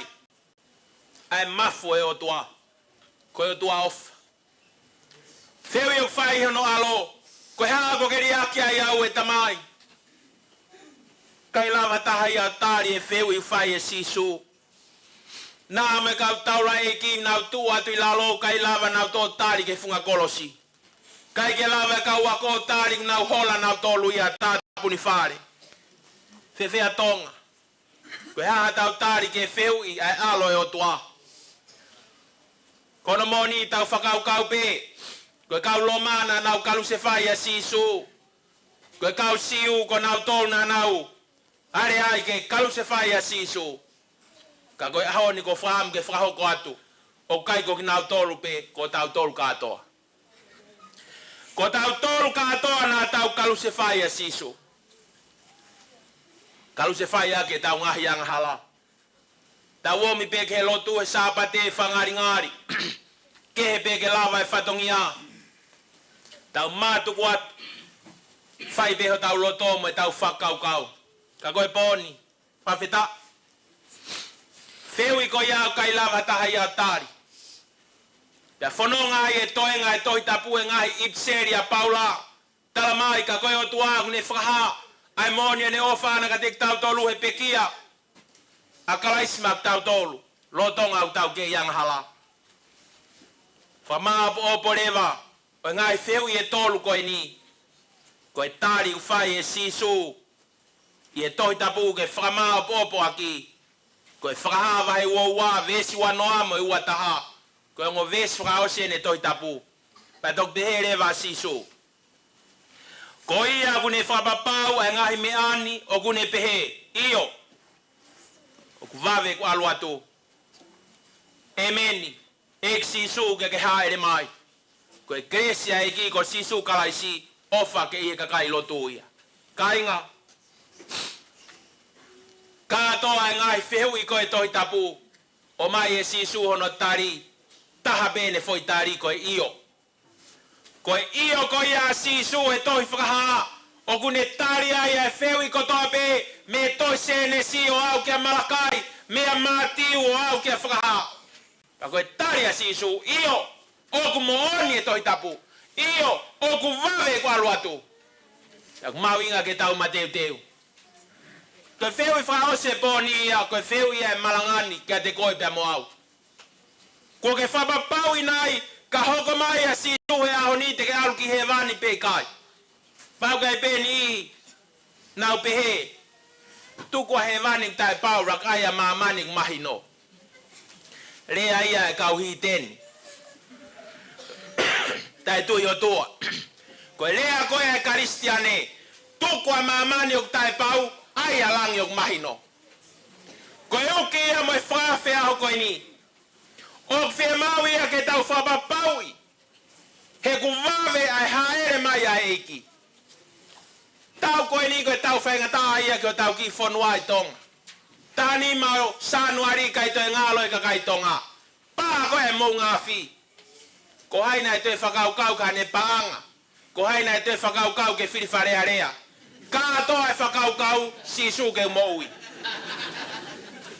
Omi e ki e whainga maari e I he ao tā nima sanuari ke teu ia Tonga. Kene haere mai. E whalo to lahi pē, ki o mau ki whamiri he aho ko ia. Ko tā ngosio ke pā koe ne mō ngāwhi. E pehē pē haere mai e ki. Kai ke pā e mō ngāwhi, kai pā e talupite. E iwhi e talupite. Ta koe mea mau inga e tau teu he kai ke tau ilo e aho mai hoa. Kau ngā karistiane, oa nā ta mū noa, oa nā ta nofo noa, he ngai māri o māmani. Ka ta whakatoa ngai uku vave. Ke Toefoki mai a eiki. Koe whawhe pō koe ni oku tolu. Ai tau whaului e pōni. Ulu aki, koe ui ke tari o Sisu. Ka pau ko koe te kai ke kamata e moui whakaristiane. Mahalo pēu ke kei, whanonga e ngai mari o māmani, kau ke whamu ke tari a Sisu. Ia e whainga mari e mau, ke tari a Sisu. Koe haa koe uhinga e tari o Sisu. O koe koe tari o Sisu, koe whaipe ki lotu. Sisu hu mai ko loto e meni, pake whoko mo api o whaipe mea tatau. O koe koe tari o Sisu, ko whaipe ki lotu, pake aulewa ko whaiteria ho moui. Koe tari a Sisu, koe tuku pāia ke tuku lolo ka kato e moui. Koe tuku lolo ka kato e moui, kai pūre a kalaisi. Pūre a kalaisi e moui. Lahi peka au karistiane nau lau e nau tari a Sisu, mo e pau o nau makatu ngā, kau kai ke whakatāpui e moui. Kai ke whanongo e teri ngā ia ke lau maari e. Taki taha lere ak pē ne foi mau, mo ne foi whakaukau, mo ne foi whakauhinga, foi teolosia. Koe tari o Sisu, ke pure a kalaisi e moui. Ako no ua rewa e whawhe, e whai e pōko eni, koe whawhe ke whafo ou. O koe ke mea mai a honi, ke ostari e koe a Sisu, kau ke ngoi pēu whia mau ke whafo ou. Whafo ou, ai mea lalahi e ua, ulu aki koe whafo ou ho ofa. Ho ofa ke e ki ke mooni. Peko no ua ke whafo ou mo tui, ke toi mālohi ang. Pe ia e whawhe ka te koe, ke kau mai he pōko ini. Pe koe whakaosi lewa, koe whakaului e pōko ini, koe whakaului ke moui mā oni oni. Whatonga iangi koe mā oni oni, koe ke tau lava ki tau toru ia, o ai tau toru ke tau mā oni oni. Kai malawa ia he tau nofo ki e wholofola, mo e tau whātā e lau mari e Otua, mo e tātā o Sisu kalaisi ke ne whai no whakamā whakaaho ki tau toru. He talama e toi whakaha, koe mā oni oni pe e hu ki he vani. O vina tau lotu, pake he la ia he lotu, pake aluatu koe aho koe ia pe mai e ki alu kai ke uilo koe. He kwhie mau pe tangatai mo e whiwhine ke mā oni oni. Koe whaului whakaosi ia, koe whaului ke moui mā oni oni. Pea koe kau hinga ia ke whaului ke whenga. Koe ke wha whenga e koe kere si tau mo ui ai. Koe mea whai koe lau whaaho e wholofola. Koe ofa moni ke eki, pea whanonga mo eki. Pea koe ia e tene tau whai ho tau whakamā oni oni. Pea hiri koe ia e tau whaului e tolu koe ia. Te tau whai lewa e lotu hu fia ma ke, mā Tonga. Mo e community Tonga kotoa pē māmani. Ke Faifekau omi e eki. Whanau koe nei whai ki Lesieli, Mau e ki whainga maari ai. Whainga ki loto hufia e whanua loto ko ia o Sisu. Maratu Lesieli te alu ke whanua loto te vita, ku ai pea te vita. Ko Absalome, ko he lota, mo haifua, e palahame, nau ke iho nau ngai whanua lotope. Ko au at koe ke whanua loto Sisu. Whahoko mai me iai ko mou tō mui mai. Kai ke nei hen. Ko toi tu e eki. Ko e amanaki a ki Tonga pia whai e lotu pia koe Faifekau ia na e pā mai ko klau maari e. Whiema a Tonga ke foaki ka Sisu. Lahi e tau hiki e tangata mo whalanglangi e tangata kai tuku e Otua. Whiema ui e Tonga ke tau hiki a Siova. E ku vave ke toi foaki mai a eiko Sisu kalaisi. Whainga maari e koe ni. Kore en ke kau iwi. E nau omi mua. A himi whawhawa. Ko au pehē anghala. E ke tau whonga whaului ko ia o e poni. E wham ke whawhia tu ka pau ko koe. Ke wham ke talia Sisu kalaisi. Fuafua taimien. Te whawhia ko ke mea mai ki muan. Ka pau ko koe ko e whakawhou. Pea ke tuha ke peki olunga e Fetu'upongipongi ke iai. Ka pau ko koe o ke whaamu ke whanonga ke whama oni ho moui. A te whawhia te peka te koe.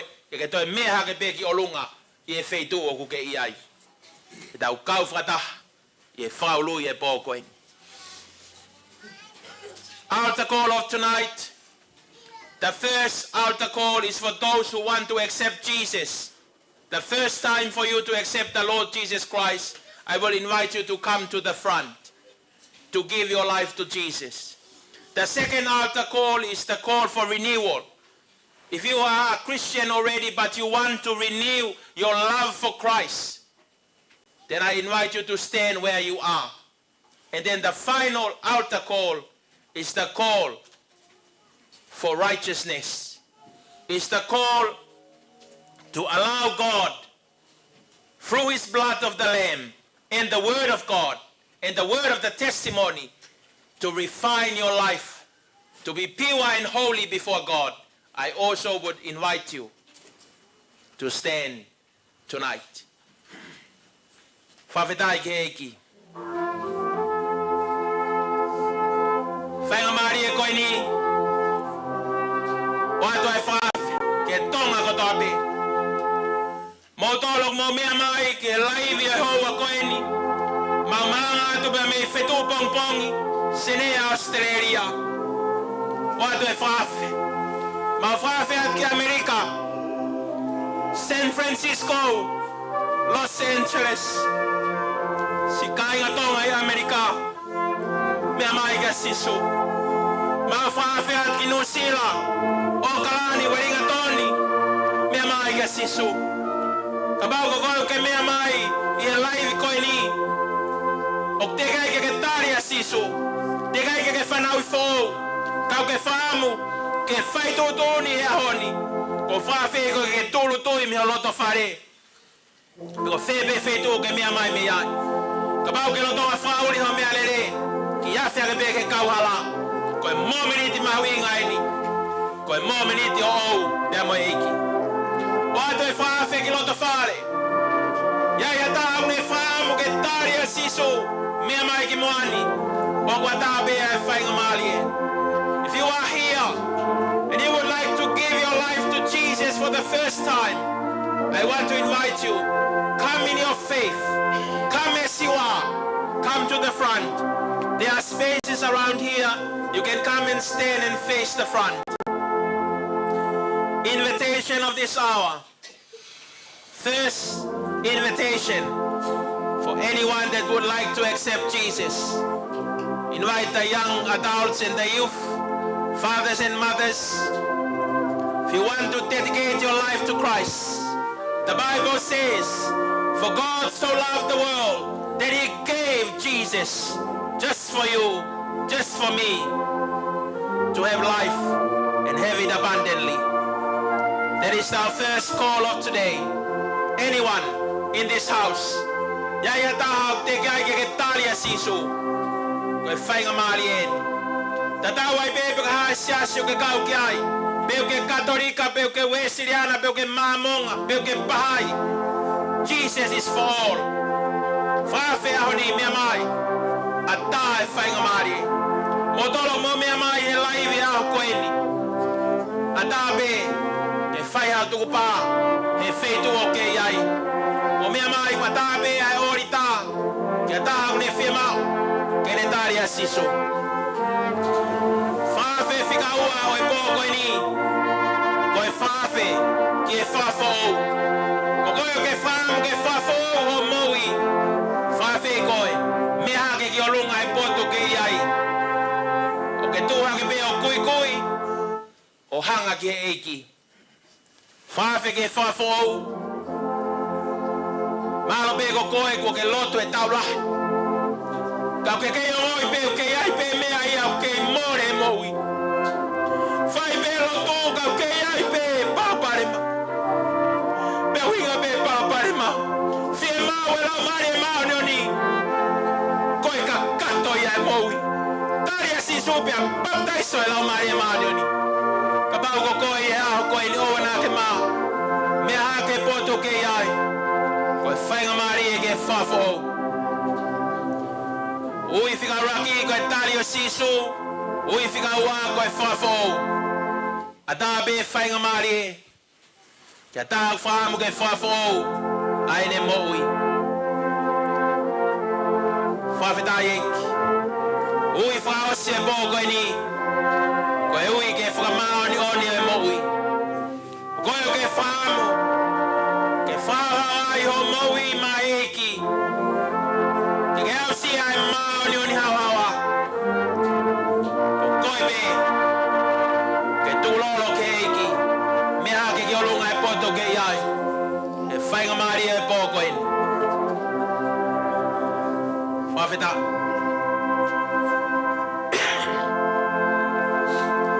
Ke o atu be ai whawhe pō koe ni. Ngai whawhe lalahi e tolu e pōni. Olo aki koe tali o Sisu. Pea kono ua lewa koe whawhe. Koe whawhe hono ua e pō koe ni koe whawhe ke whawho ou. Tatau ai pepe koe hae siasi. O ke kau ki ai. Kai ke mawinga e siasia. He kai ke taulata toki langi pa pehē mai. Hau e kau esiri anā ia o VIP. Pehē atu ke kau siasi tonga ki mui. I kai. Koe mea koe e eke matapā. Nā ke maheni mo Sisu pe kai. Nā ke ānai e pōpongi o lau o wholofola o whiohi mo eiki. Pe nā ke whemo e kina pe koe ministry. Kai ka taimia mo Sisu. Malo pe Penisimani Tonga o Malanga. Kau whia mau ke lahi o taimi mo eiki. Pe koe whailonga koe lahi o to taimi mo eiki. Ha ia he te tonga mo ui. Kai ke toi hela Penisimani Tonga ia hono whaimatala ia. To tonu ke hāpea kalaisia he mo ui. Te kai ke tau lea kuosi hātu pea kalaisia tau mo ui. Whawhea e pōkoe ni. Tau whia mau a Sisu. Oku tau whia mau a Sisu. O ana ia taimi ko tau pea e ko tau sai. Manato ai ki he polokalama. Malanga e Tonga High School. Whamanato e aho e ako. Pehē Faifekau tari ai ni me tolu. Ka pauna e tupu a Sisu i Tonga e ako i Tonga hai. Pea kata e toko lahi pia nau. Fia mo e toko lahi. E whakaukau e ako a Sisu i Tonga hai. E toi pehē mai Faifekau. Kono winga e ko Tonga hai pe ku nau fia mau lai tā a Sisu. Pehē mo tau tolu he poni. Oku tau fia mau a Sisu. O ana whaiwhaiage ko tau afungi. Pe tau pehē ko tau sai. I kai. Ko e wheu i e pōkoe ni. Ko ke mateu teu nai. Ki haere mai a eiki. Whaunga pe mateu teu raki. Tari a Sisu. Ua. Baptaiso e lau maria maoni oni. Tolu. Moi maoni oni. Pea kono wha. Ko e alu ki he vani. O hu ke moi tangata. Whamui e pōkoe ni. Te atu pēa e ui whaos koe ni. Mau whawhi atu ke Kautonga kotoa pēk mō mea mai. Si Kautonga i Amerika. Ngai vai whanua o Amerika. Kai mai si kai nga Tonga kotoa pē. I Asia. Motolo mo mea mai me Tokyo o Japani. Kai whangalo ai Asiaina, Beijing, Shanghai. Kai uma Hong Kong mga hitapa kotoa pē o Siaina. Mau whawhi atu ki Europe, Denmark. Kai uma foaki a Siamane. Mau whawhi atu ke kai nga Tonga kotoa pē. Si kai nga Tonga i Afrika, ngai wha missionary, mau whawhi atu. Tau kau whatamu. Ie whaulu ie pōko eni. Kai whaki e tau mo ui mākalaisi. Whainga maari e ko eni. Tu mua ke uhiwa atu e himi ko eni. Peka hiri e vese e himi ko eni. Te tau whai lewa e lotu. Ma ki nau tolu nau whaamu ke nau tari a Sisu i e pōni. Ka pau koko e ka fuafua taimen ke tari a Sisu. Whawhetai ke eiki. Poate ki himi ko eni vese pē-taha tau hiwai. Whai lewa e lotu. Ma ki mō tolu mō tari a Sisu. I longa ia o ku whakatomala ai ngau e tae ho ngā mawhetai tata mamoili kai ofa me Otua foaki mai alo ke moi a tama moi ke moi a Tonga ke moi a Australia ke moi a Pasifiki ke moi a māmani malo i ke whamu i e hoa koeni tamako futu o ke ui mea e ki Tonga kai ka Tonga kotoa pē i tua pureanga tau whatomala tau tai a Sisu tau tui pīkitai ke alo e Otua koia beho tau amena ki anga koia beho tau whamui mea mai ke kolosio kalasi whai hau tupa he pōko eni whawhetai eki o kumikai ke ula ono whakamohu. Ka pau koko e koe fuafua taimi eni ke tali ai a Sisu. Angi mui mai mua ke ki lotu koe ni teu whai. Ek Sisu, ko au eni koe anga hala. O kou hau kia te koe he loto tui. Nā ke pekia he kolosi, ke whamore more i e ngahi anga hala. I e ahoni, o kou whrawa to e matapaa hoku loto. Kou whrawhi koe Sisu kalaisi, hu mai ki hoku loto. Ke pule i e ku mo'ui, i e ahoni, o au ke ngata anga i ku mo'ui. Ko e ku lotu ia mo e ku tukupā, o e houa koe ni. I e wafa Sisu kalaisi, ko alo, ko ku whramo'ui. Amen. Ko e lotu hono hoko, ko e lotu ia ke whafo'ou. Ka pau koko ia ke heni, ke whaamu ke whai e whafo'ou ki o mo'ui. Angi mui mai ke ki lotu koe ni. Ek Sisu, whafo'ou e ku mo'ui. Whafo'ou e ku ofa kia te koe. Ke ofa moni kia te koe. E nā ke fuafua ofa mai kia te au. O ke foaki koe māku. Tokoni i au Sisu. Whafo'ou e ku mo'ui. I o hua wha Sisu kalaisi. Ko ku wha mo'ui. Amen. Ko e lotu whao si lewa ko e lotu. Ki e whama oni oni o e mo'ui. Ek Sisu. Ko unu atu kia te koe. Mo e ku tautapa. O kore hao tokoni. Whama oni oni iang e ku mo'ui. Whahauhawa iang e ku mo'ui. Aki ho wholofola. Aki ho tātaa. Aki ho lau maari e maoni oni. Ke mauiwi, mau keres, ke hoko koe tokotaha maoni oni. I ho wholofola. Ke wafa Sisu kalaisi ko alo. Ko whamo ui, amen. Faifekau ke eki. E whainga maari e koe ni, koe whaosi a polokalama e po ni ko whawhi atu ke Tonga kotoa pe, mo mea hake ki o lunga, ke tau lotu maa Tonga. Lea nai whai he Otua ke a Mose se, he pasi o whero, koe he peru koe, o mai ngala ho tupua ngā koe he peru koe, koe rea i rau whai ke Tonga kotoa, o ana ngalo koe Tonga ki tau tolu. Peo koe koe hinga pe ho tau Tonga, ke tau toki mate maa Tonga pe, pa tau toki wharani kula vilo. Nē toki hae mate maa Tonga ki mui. Tā ko Sisu kaisi, koe fuafua mate maa Tonga ia. Nē ta tau o Takauola Sisu, he monga kāre ware, ke whamou ia Tonga. Kau te kia kia tahi e Tonga, e tō ke hiki a Sisu. Whai o fua e ke tau hiki tangata. Kai whainga tā ke tau hiki a Sisu. Pore ia e pōkoini. Tau kawhata ke hiki a Sisu. Ke maorunga tā. Te hoa te vese himi koini. Hiri ko ia ko whawhia. Tau lotu mā Tonga. Tau lotu mā tau whanua. Ie pōkoini. O kuai haki.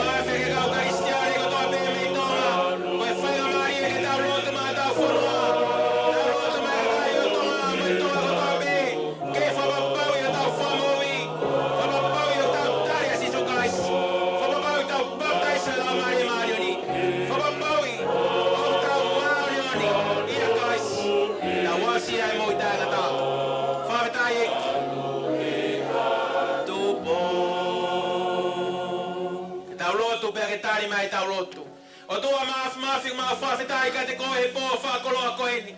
Whakoloa e pō ni koe o whai a whiona ana e whai mātonga. Nei kai ke mahe ua e o whai a kana e whai kakato. Nei e whai kakato e monga o kāre ware. Ho pekia, peke tō whātakaware kāre ware. Kai mouhia i a tonga. Koe au koe ni e kiuk mau tūpe ke mau tangi ke a whiona. Mau tangi e ko mau whonua. Whamau i e kato. Ai toa kotoa ke whatomala. Pēta foaki ke Sisu. Ke mau katoa ki e wani.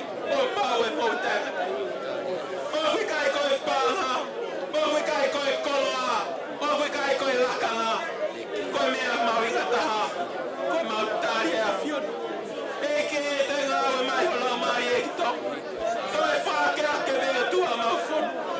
Toe whake ake mea eki e mau ai mou. Mau vai ake o mau whonu. E nā whiwhio. Tāma ko te pōwono. Kai o maa kuina aspau. Ai whare o amo e o who. Alo o whamai eki. Toe whake ake mea mau whonua. Koe mau rotu i amo e mau tautapa. He ko koe mea tua. Ko koe mea mau amanaki a ngā. Ko koe mea tua e mau whalala. Alo o whamai eki. Whamau i eki o mau kakai. Whamau i a mau whonua. Ke mau o mi kotoa pe ke o kolosi o mau e moi. Ka ke mau la ya pi. Mau tangi ya eki. E fua ke a ke be. Mau fi mau be a fiona. Fi mau be a toa, ko toa be a fiona. E fai e mate matonga. E mau mo ia I a ko. Malo I ke o. O ko ai si atangi e o fonoa koto.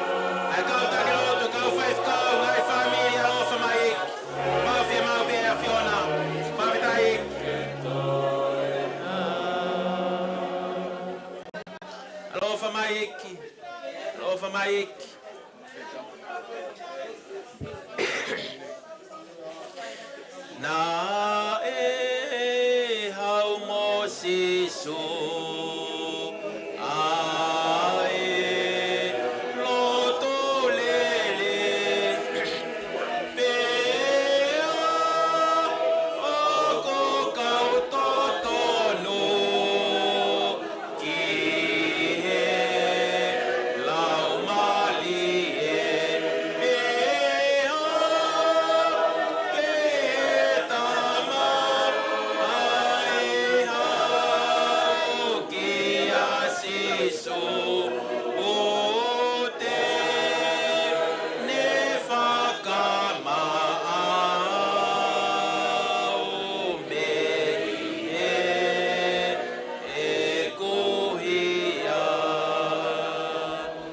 Otua mafi mau kau fata mai loto e poko eni mau fie mau bea e afiona kai ka kato e mau moi ka bau e kai ke mau ko e Sisu e ke tai ka kato ai be mau lau folofola e ke tai ka kato be mau lotu e ke tai ka kato be mau fuakavinga kai o wareva ko mau tai ka kato e afiona o wareva ko pure e afiona e mau moi te ma wau sia reva ai kano kato e afiona.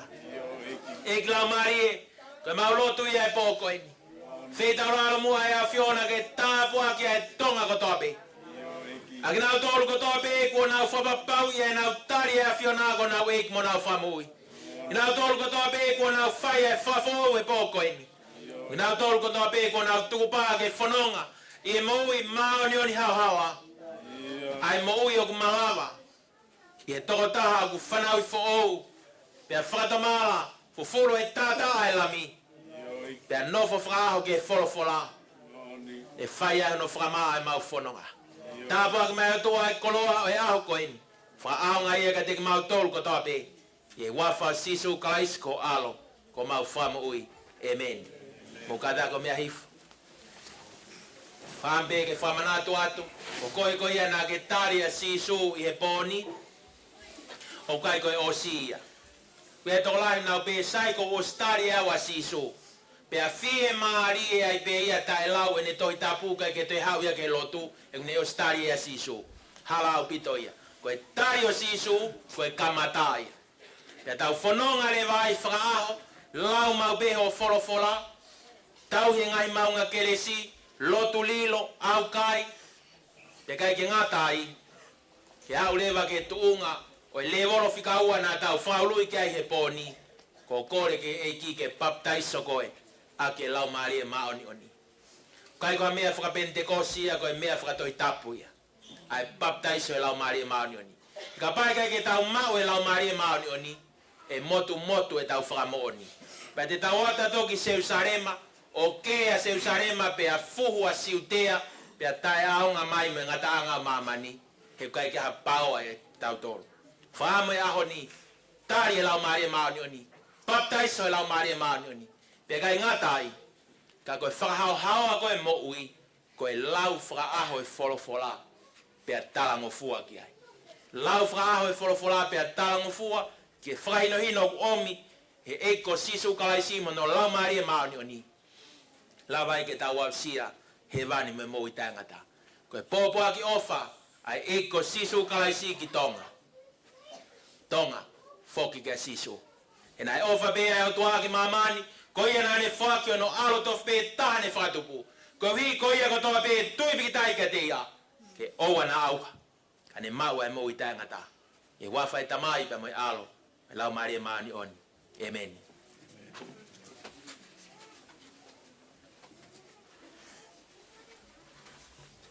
Amen. God is good.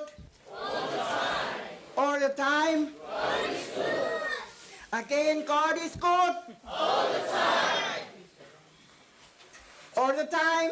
God is good. Amen. Hallelujah. Hallelujah. Ko whanga tu I he lau maari maanioni pia moe ngā whakatapu. Ka kato ko whai atu pia mei muani ka atamua ba moe ki I kaunanga ko eni ko hi ko whatongia sea o e pō ko eni. Ke whakakato atu ai whatongia. Ka ke ko moani foki ai lea nei whai he Faifekau ane pō. Ko whakakato hamea o ku takakato. Taka ko os kakato ko ha aku ke whai.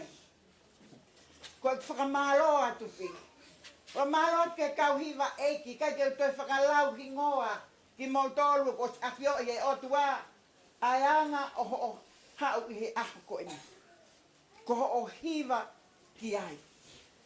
Pea kutau ko ngoi ke Lesieli e tau mo ui, I he ngai hiwa mali e, na mo whai ko talaloto ia a mautolu, ke eki a Sisu kalaisi I ho mo. O kuia ia fia lahi I he fini moto ko eni ke whai whamalo ke te moto. E whoki a e ku whamalo ko hiko kau Faifekau o maungau e moia I he fia fini. Ka tulo atu ka atu a ki whamalo whawhitai ke te moto ko hiko whakangei a ho tau eki ko Sisu kalaisi I he poko e. Pehē atu whakamalo ki he tangata eki Faifekau, Penisimani Akauola Tonga. Koi koe koloa mahu inga, kone hanga o omi. O tau ngahi whekau, ke te tau tolu pa mua ngahi te hui. O pu omi ke tau hanga tari whakafoi tui I he tau mo'ui. O whekau aki, pia mua kaweinga, koe ha e tau lau ke kaweinga o e piaf koe ni, koe ofa a Sisu ki Tonga. E neonga e ku wango I lifu sia ke whaia ki whama opo. Kana e te watu pea e ki porfola koe ni, koe whamanatu mai pea e ki. Koe hui e nā ku talange, ko tau tu pepe a peanke eki koe ha aku. Ke whai, ko hui, ko fuefi afi whakakoloa ko eni. O si tau holangi ou, ho kakai. Ho o tamai o eki ka mwe whekau, ko omi he fiaf ko eni. Kai whafok wha, omi e ki ke te au ke manatu. Manatu ke tohi a sākalaya vahe valu o kuiai e lea ai Otua. Atu ke poupou atu. I Malanga Faka'evangelio. Oi ahko ini. Tāng e siova sa pauti ka sākalaya. Lea ki hoku kakai. Kua fua ai Sioné. Pea koe fua a lahi mooni. O ku whakairi fia. Ai fua a au e eiki. Kakai ai eiki e pōko eni. O toi whakalea mai ai Otua. Ke whakaongo mai. Nei whakaongo. E ene se wani tia ne awha ene tōtō atu. Toi whakaamu pē ai eiki ke toi talatu e tek motolu. O ku fua. I Sioné. Sioné ko ngā tempali. Pea tua tolu ene hanga tala mai. I he tohi sakala ia vahe tolu. O kua fua a pe koe fua a lahi. Pea koe ku fua a kaka. Hange hafi. Kai Faifekau tala mai. Ka koe ni te foaki. Pastai ko hui koe. Mea ia nei whamanatu. He tamau eki. Wawe hoko mai ai eki. Ka inga Tonga. Kai ka toi mea ia ke tau toi. Mumu noa holo pe tau toi. Ai whakakata aki. Ai mea o ku lea ki ai e tamau eki a eki. O ku wawe hoko mai a eki. Tau Faifekau pe. Ko hi neongo i ne fua a. Ko tu mo osi loi pe ai fua a. Ko lea mahino. Neongo i ne fua a. I he ne ofa. Ka hunta mai toi hako. Ko ofa lahi aka te ki motoro hono kātoro. Ko tau ange ke tāpoi kina ki motoro he eiki. Tau tuku pe ai kololia. I pōko i ma ana toko taha. Ko hinga e tau hau e pōko e ni. Ko hui koia. Ko tui au e ngā tui. Ka ta punou kātoa ke te. Whamore ka mō mea hake ka tau hiva he hiva tuku. Ko himi tuku o ku haia i he tolunge au hiva ngo fulu mātaha au e himi.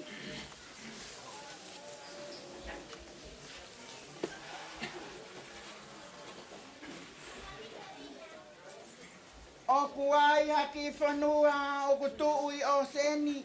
Nai kai ke mau Otua, na e masiva he lelei. Hallelujah. Kua monu ia eni.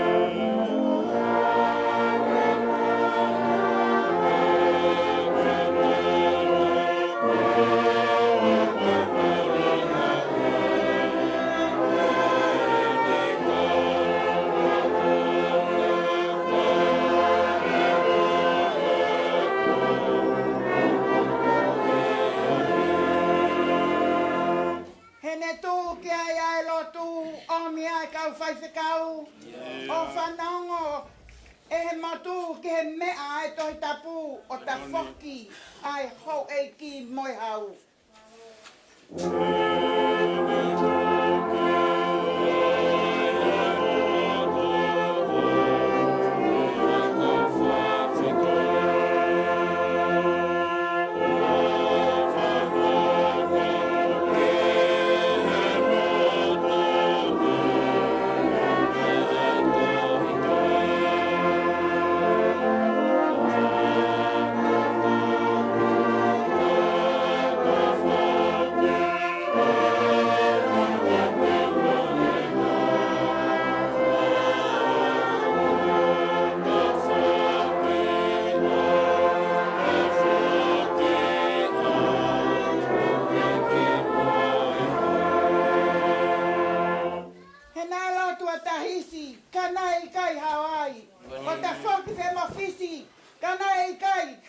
foaki. Ka kotonga o kukei. Tokanga mai.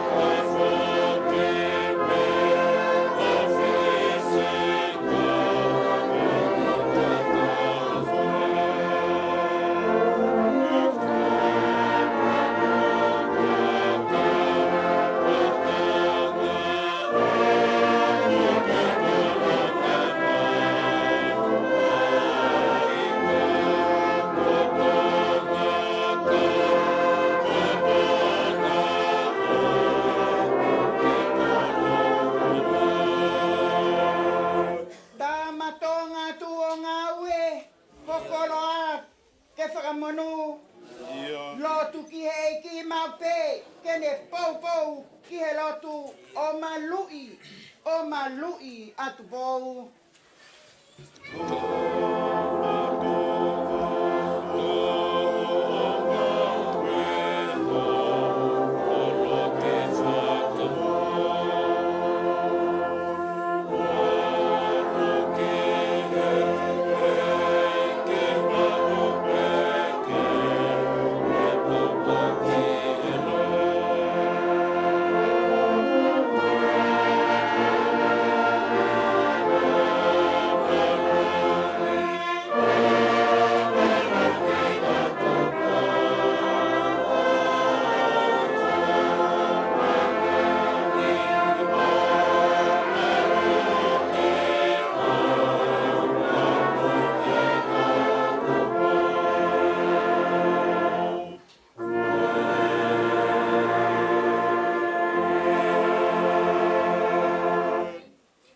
Faka'osi.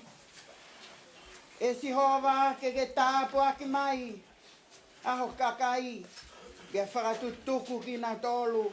A ke ai nonga ai Otua ai au mamao. Ke tatai ai atamai kotoa pe. O whakene malu I homo loto mo ngahi. Whakakau I akalai Sisu. Pea ke hoko. Tāpu ake ai Otua mafi. Ai tamai moe alo moe lau mari e maanoni. O nofo mau ai pe ia teki mo tolu e meni.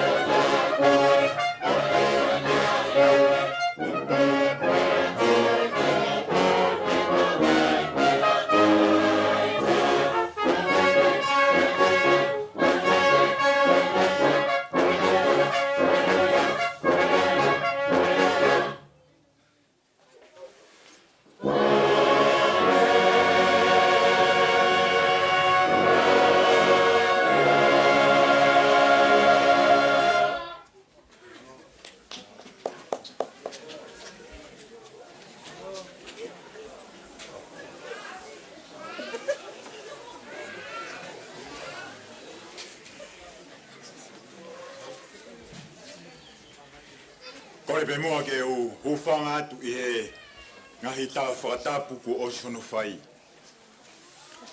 Tā mua e ki whainga maari e koe ni ke u whafofonga e pe a he Kautaha Lau Tohitapu I he whakamalo. O koutui ku o tauho taulangi I he whiawhini. Pea koe kongai au he whakamalo ko whai e he sea o e whiawhini. Tupe mua ke whai ai whakamalo ko eni. Whakamalo ke he Otua mafi. He ne whakalao e mea kotoa ka tau kau whakataha I he whiawhini. Ia e ni he ni u whanonga mama o mai. Mei he ngahi tampa ke. Whamalo atu I homo lava mai. Whamalo foki ki he sea o e whiawhini I hono tataki o e polokalama I he whiawhini. Whamalo ki he Talekita o e Kautaha Lau Tohitapu mo e Faifekau mahu inga o e whiawhikoini.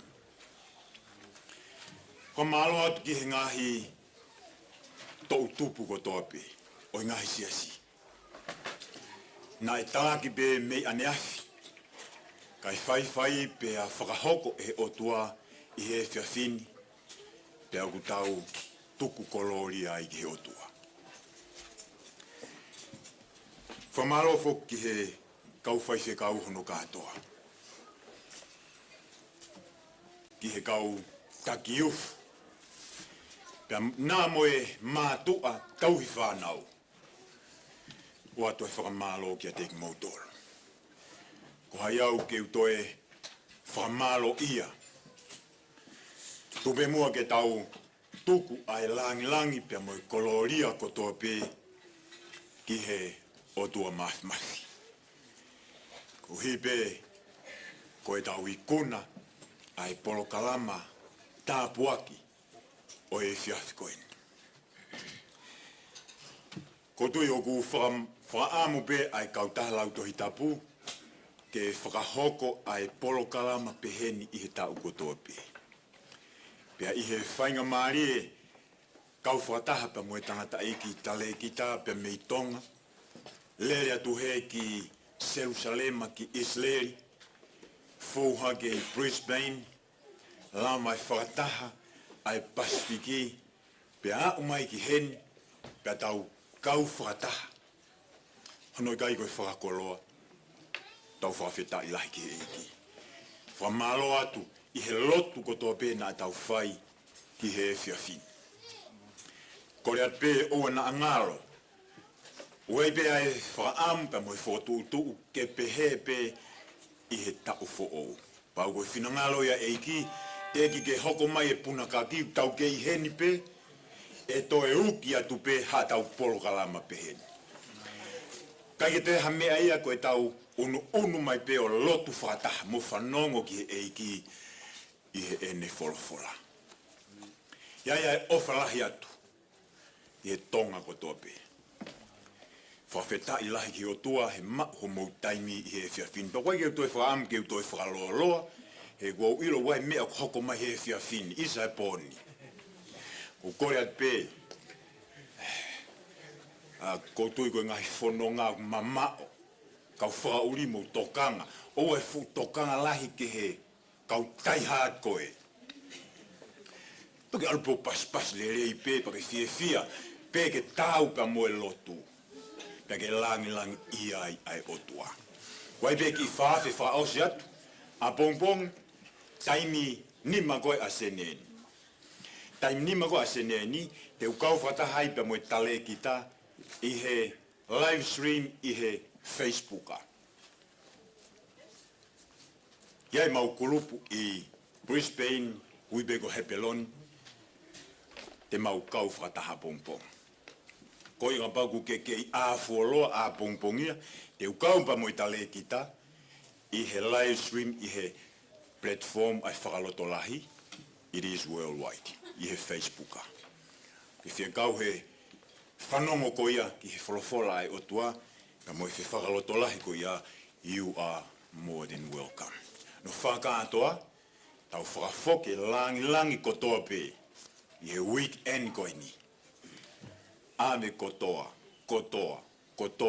ke lang ia toko taha pe, ai ko Sisu kalaisi, he ko ene mea, talu me kamata anga wa mai ke ahoni, pe ai pehē pe o taingata. O whalahiat o pito ke a teki mou tolu, malo o pito, o mou mea mai I he whiawhini. Ka mou mea tuau whatu. Amen.